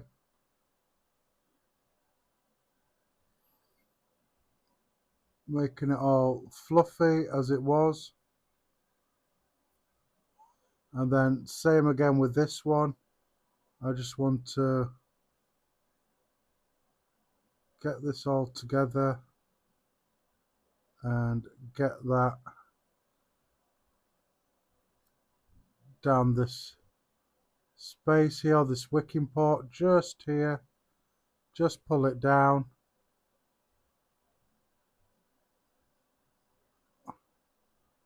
Fluffing it out. So like that, and then just pulling it through. So like I say, I haven't pulled it all the way down.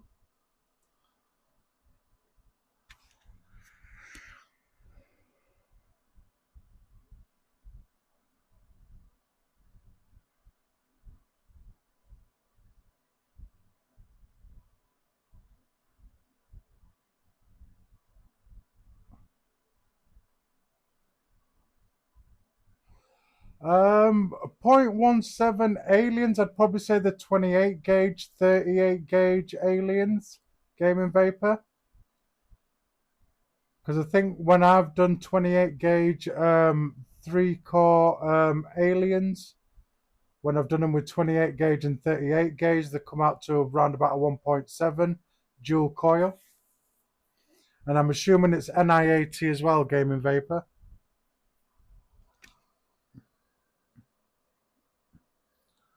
So again, very, very carefully.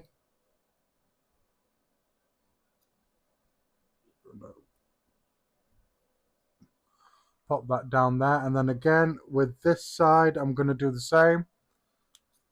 I'm going to roughly chop it about there, which I think will be good.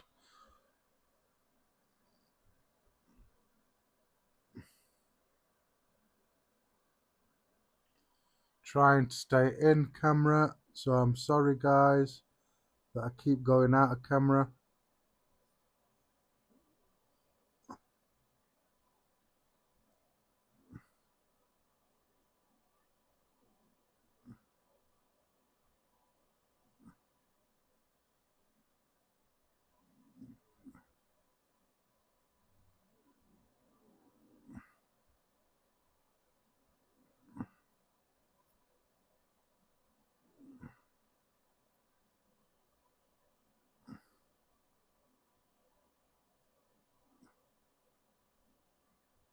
And again, just bringing that out there.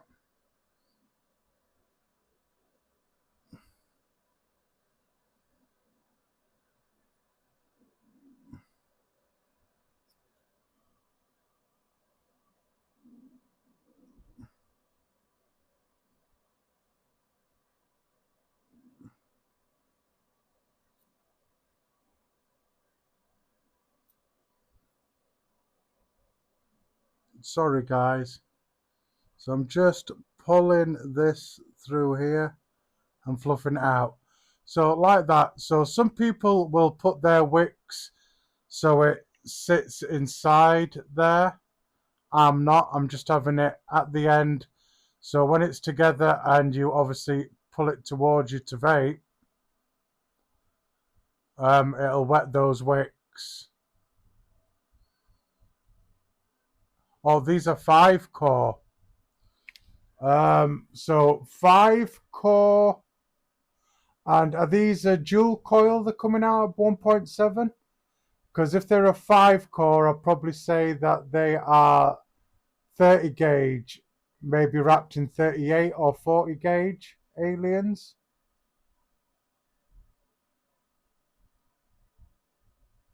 Roughly.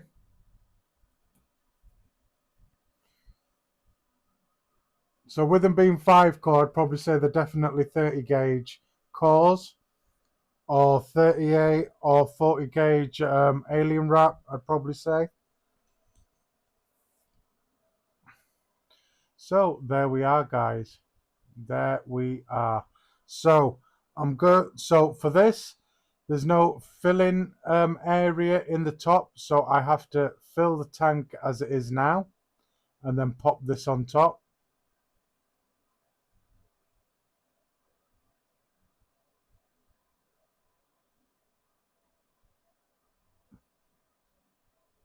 Definitely will be hot with that going on in there. So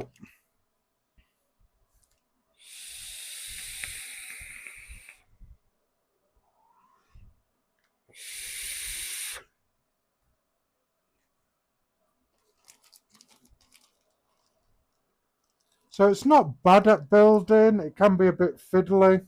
Obviously with that deck, obviously if it had the velocity style deck in there, might be in a bit easy. Wicking, yeah, not too bad, not the easiest, but not the hardest. So I'm going to put some of this raspberry and tangerine in here. So I'm going to carefully fill this tank up. So it's not an RTA or anything, so I can fill this up.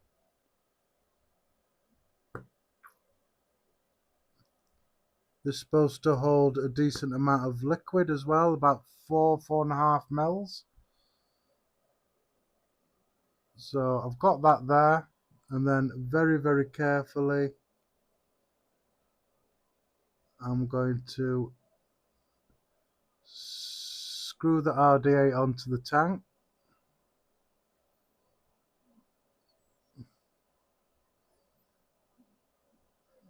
Like that. Boom. So the tank is filled. I don't know if we're going to get anything wicking straight away. Let me tilt it. I'll tilt it that way, and then I'll tilt it that way. Tilt it this way. So there's definitely no leaking from it by tilting it.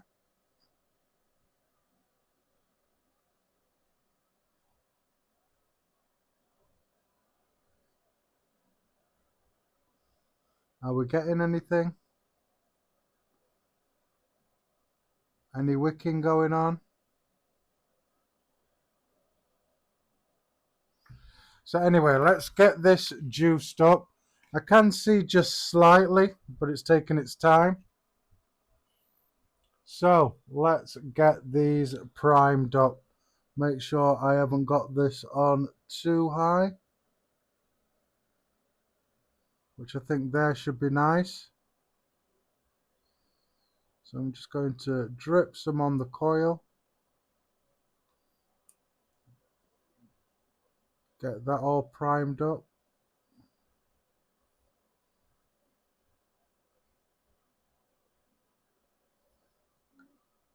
Give that another blast of the fire button.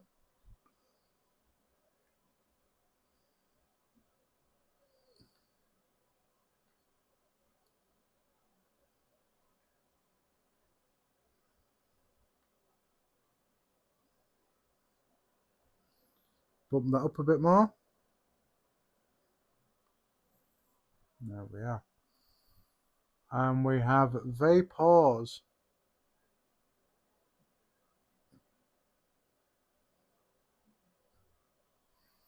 Perfect. There we are. So that is the Mage RDTA just there. Top cap on. There we are. Top cap is on. Just going to have a test fire.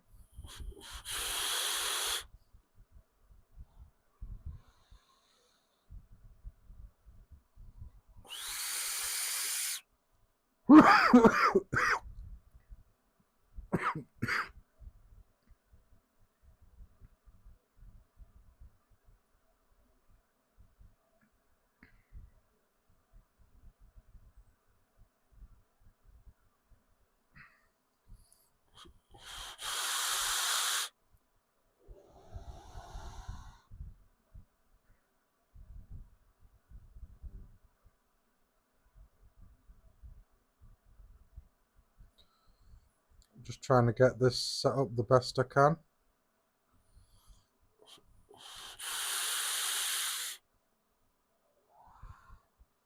So yeah.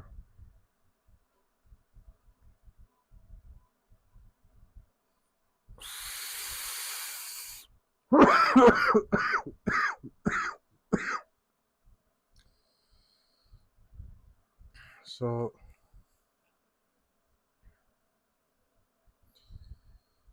let me gauge this.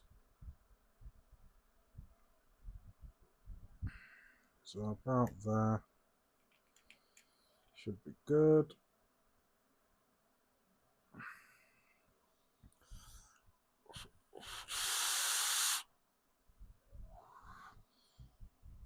Yeah, a lot better. Right, what am I going to put it on? What have I got? That stainless steel that I can put on there. Let's have a quick look.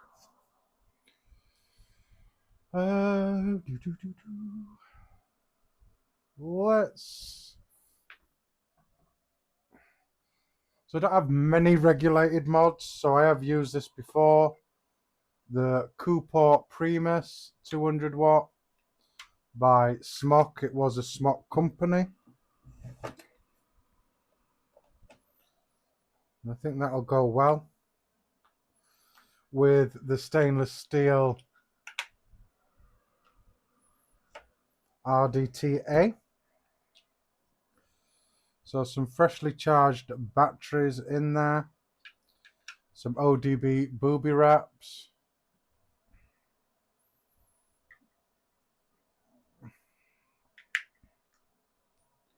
Boom. And we have power.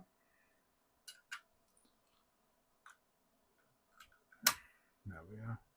Proper fidget spinner this.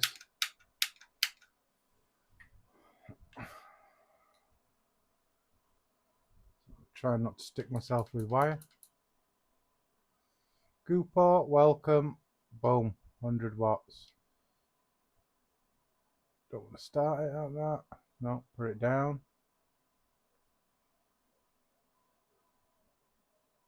There we are. So, boom, get this off.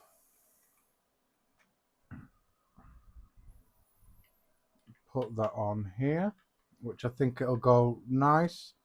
Stainless steel device with a stainless steel top that I cannot screw onto here. There we are.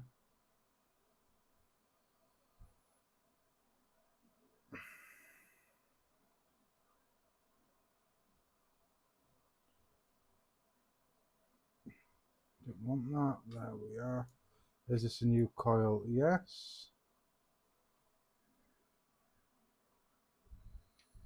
So on here, this is coming at 0.18. 0.18 it's showing on here.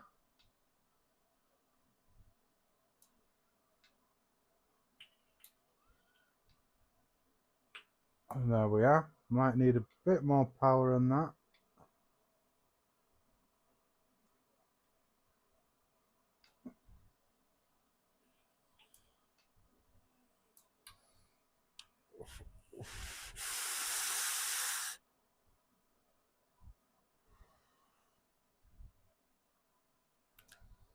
Right, let's get you up to FaceTime and let's talk a bit. There we are. Perfect. Make sure everything is zoomed in as it should be. Perfect. So yeah, Cooper Plus, the Coil Art Mage tank. So I've got the bottom airflow shut off halfway and just 2 of the top airflow holes on the top.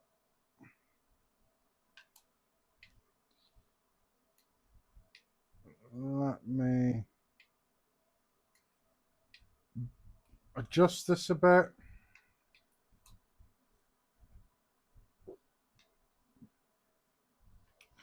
So I've got it hitting at normal strength, 0.18 it's showing on here, 70 watts.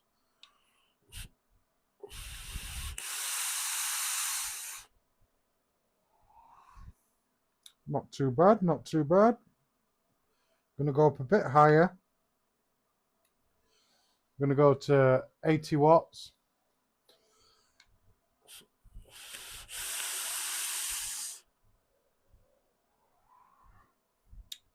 Not bad, not bad. Not great, but not bad.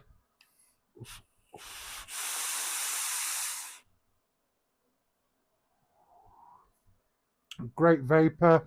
The barrel does get very warm, extremely warm, but with this big Delrin chuff cap, obviously it's not bothering me because my lips aren't touching it.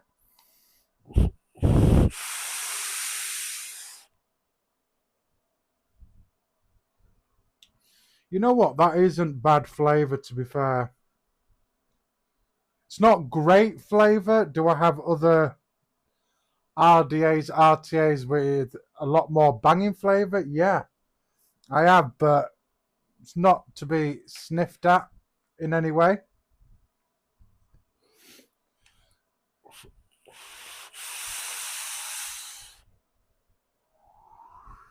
Seems to be wicking all right. Obviously, when you're tilting as well, obviously it's going to hit your wicks when you're tilting.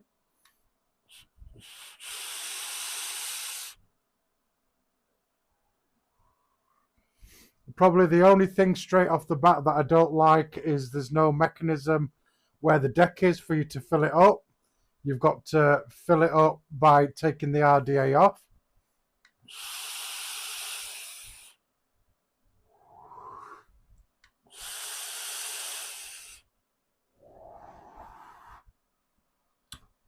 And it's more or less drunk, that juice.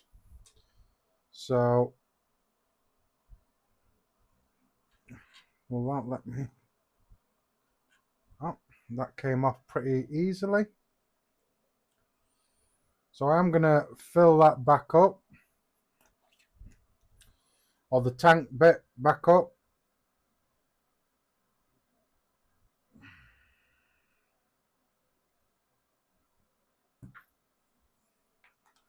So that's nice and full again. So as you can see, nice and full. Stick the RDA back on there. Very, very carefully. And it's just spilt over. Nice one, Faz. So yeah, that has spilt over because I've filled the tank too much. So if you've got one, then you need to be very, very careful when it comes to filling the tank.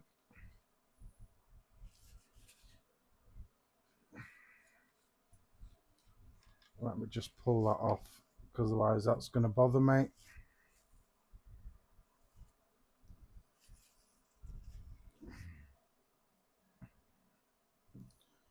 Keep sticking myself with wire.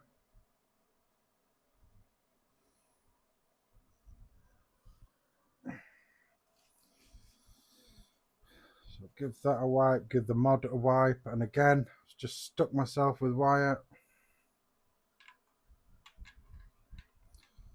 Let's get back on there.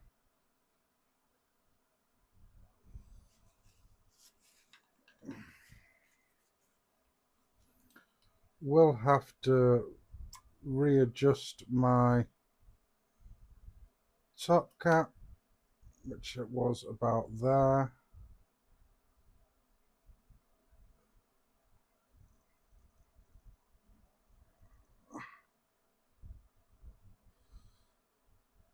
Which was about there, like that. Right, we're back and up and running now.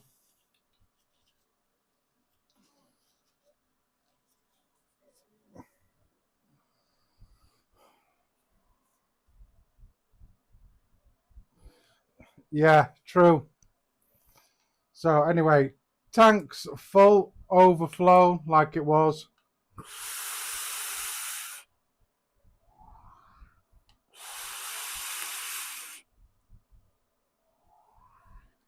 Not bad, and those coils are kicking ass as well. Those coils are nice. Still dripping. Right, let's get on to some pictures as well that some people have said that I can, from the Faz's Coil group, that says I can share them. So there's not going to be many, but there is a few. If you want to share any pictures and stuff of mods and stuff, coils, not necessarily mine, get into Faz's WhatsApp group and get stuff on there for me to share.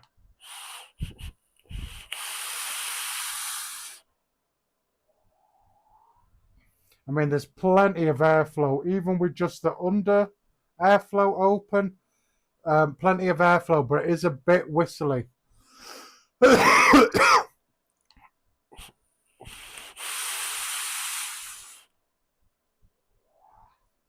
flavour's not bad, to be fair. Can't complain on the flavour one bit.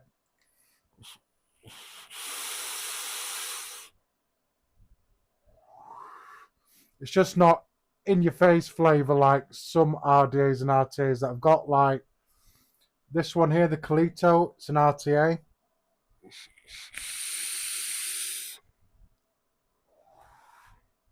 Getting amazing flavour from that. Anyway, let's have a look at some pictures.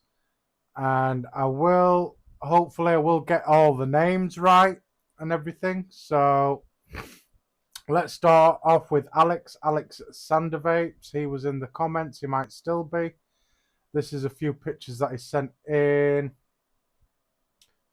to do. So there's a side-by-side there.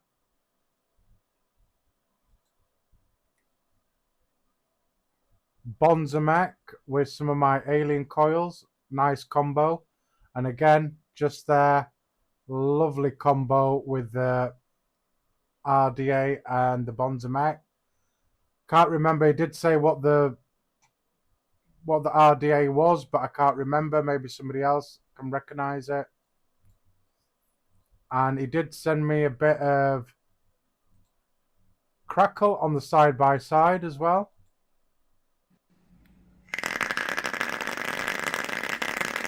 Hopefully you can hear that. Which I don't think you will be able to hear, I don't think.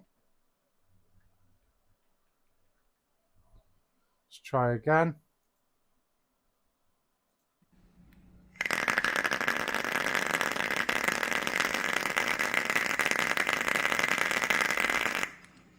So got a bit of a crackle there. Hope you can hear it, guys.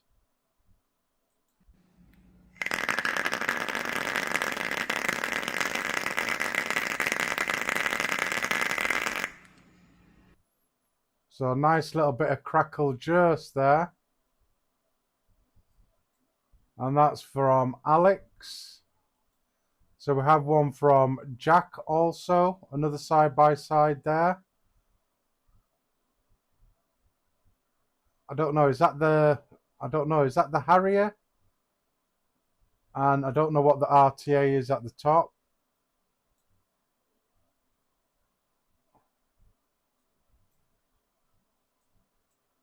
And we've got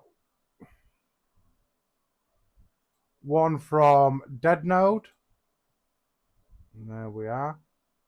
Black and white one, Skulls, the Hyperion with, don't know what the RDA is on there. Again, pixel there in the top left. So this one is also from Lee Swetnam. Posted that in the group. Lovely tune. I love the Harpy.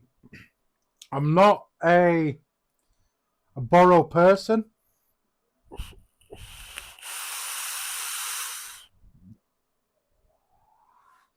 But if I could choose any borrow mod to have that's nice and high end, it'd definitely be the Harpy. Looks absolutely stunning. So that one's from Lee Swetnam. And we've got one here from Skint Vapor. He sent this in. This was in a shop that he's trying to get his hands on. And he was telling me in the group that this is a natural Cathilla. Or is it, how do you spell by, is it Deathwish Mods? The Cathilla or the Cathyla? Which one? This is a prototype. This is. And he's hoping to maybe snatch it off the people in the shop, which I don't blame him.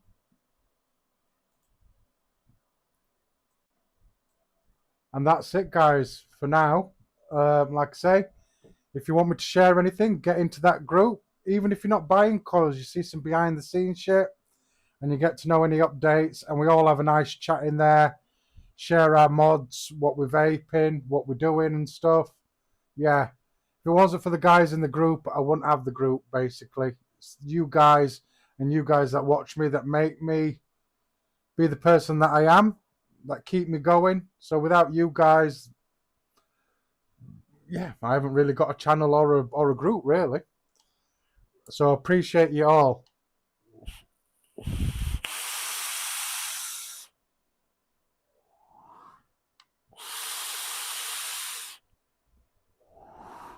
I even think that could do with some more power in there. So I am going to bump it up to about 90 watts. Come on, Henry. So 90 watts.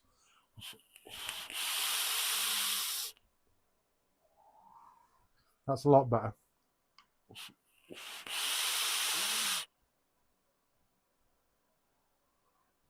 Nightmare RTA can't get the wicking correct for the life of me. I don't have a Nightmare RTA, but get into the group. People might be able to help you there, or anybody in the comments right now might be able to help you there.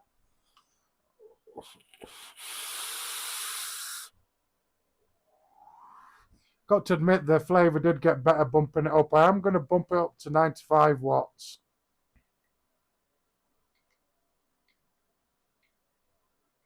See how we go there.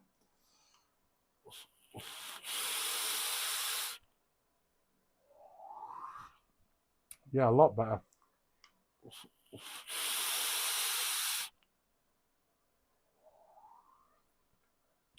Might be a sweet spot there. Let me get it up to an even 100 watts and see where we are with that 100 watts.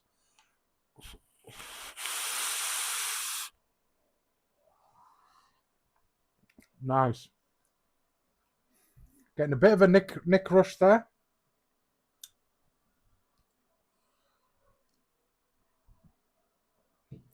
So guys, I've been going on for about 4 hours now.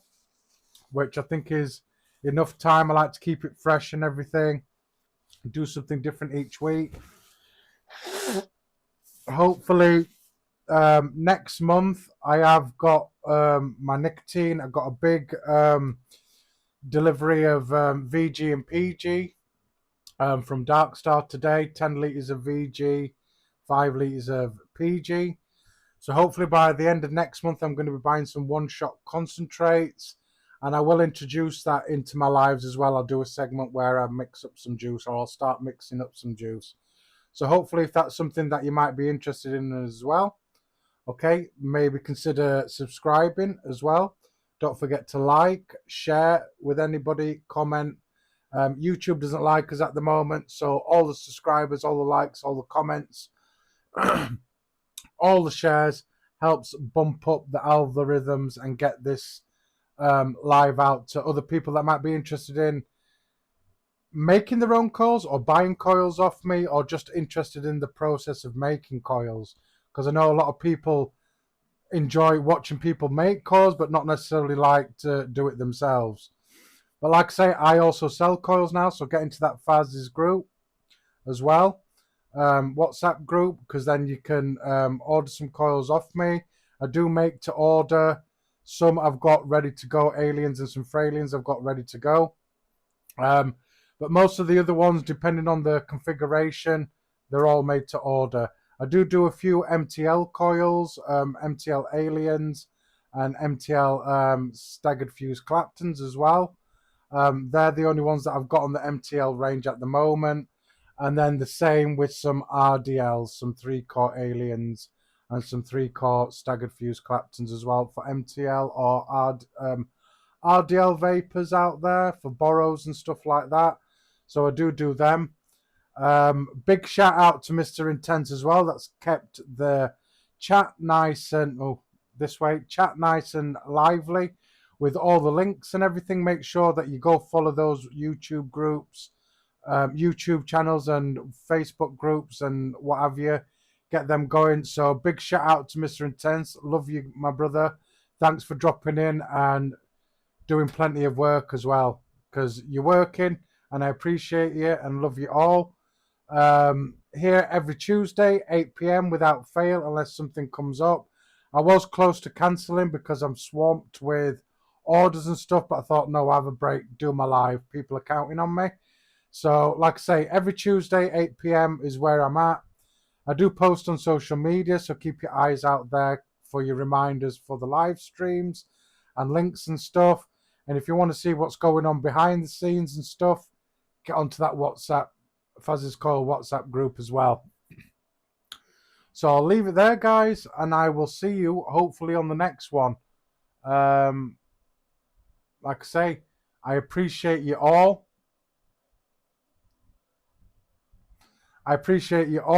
Thanks for joining. I appreciate all your love and support. Keeps me going. And all those that have supported the coils as well. I have been busy a lot more than I thought I would be. So big shout out to you, not only for the people that make the coils, for the people that buy the coils, but from word of mouth, commenting, liking, sharing a post and stuff, all helps, even if you haven't been buying coils. So big respect, and I love you all. So I'll leave it there, guys. I will see you next week. Hopefully I'll catch you on the next one. Don't forget to look after yourself, love and respect, and I will see you guys on the next one. See you soon, guys.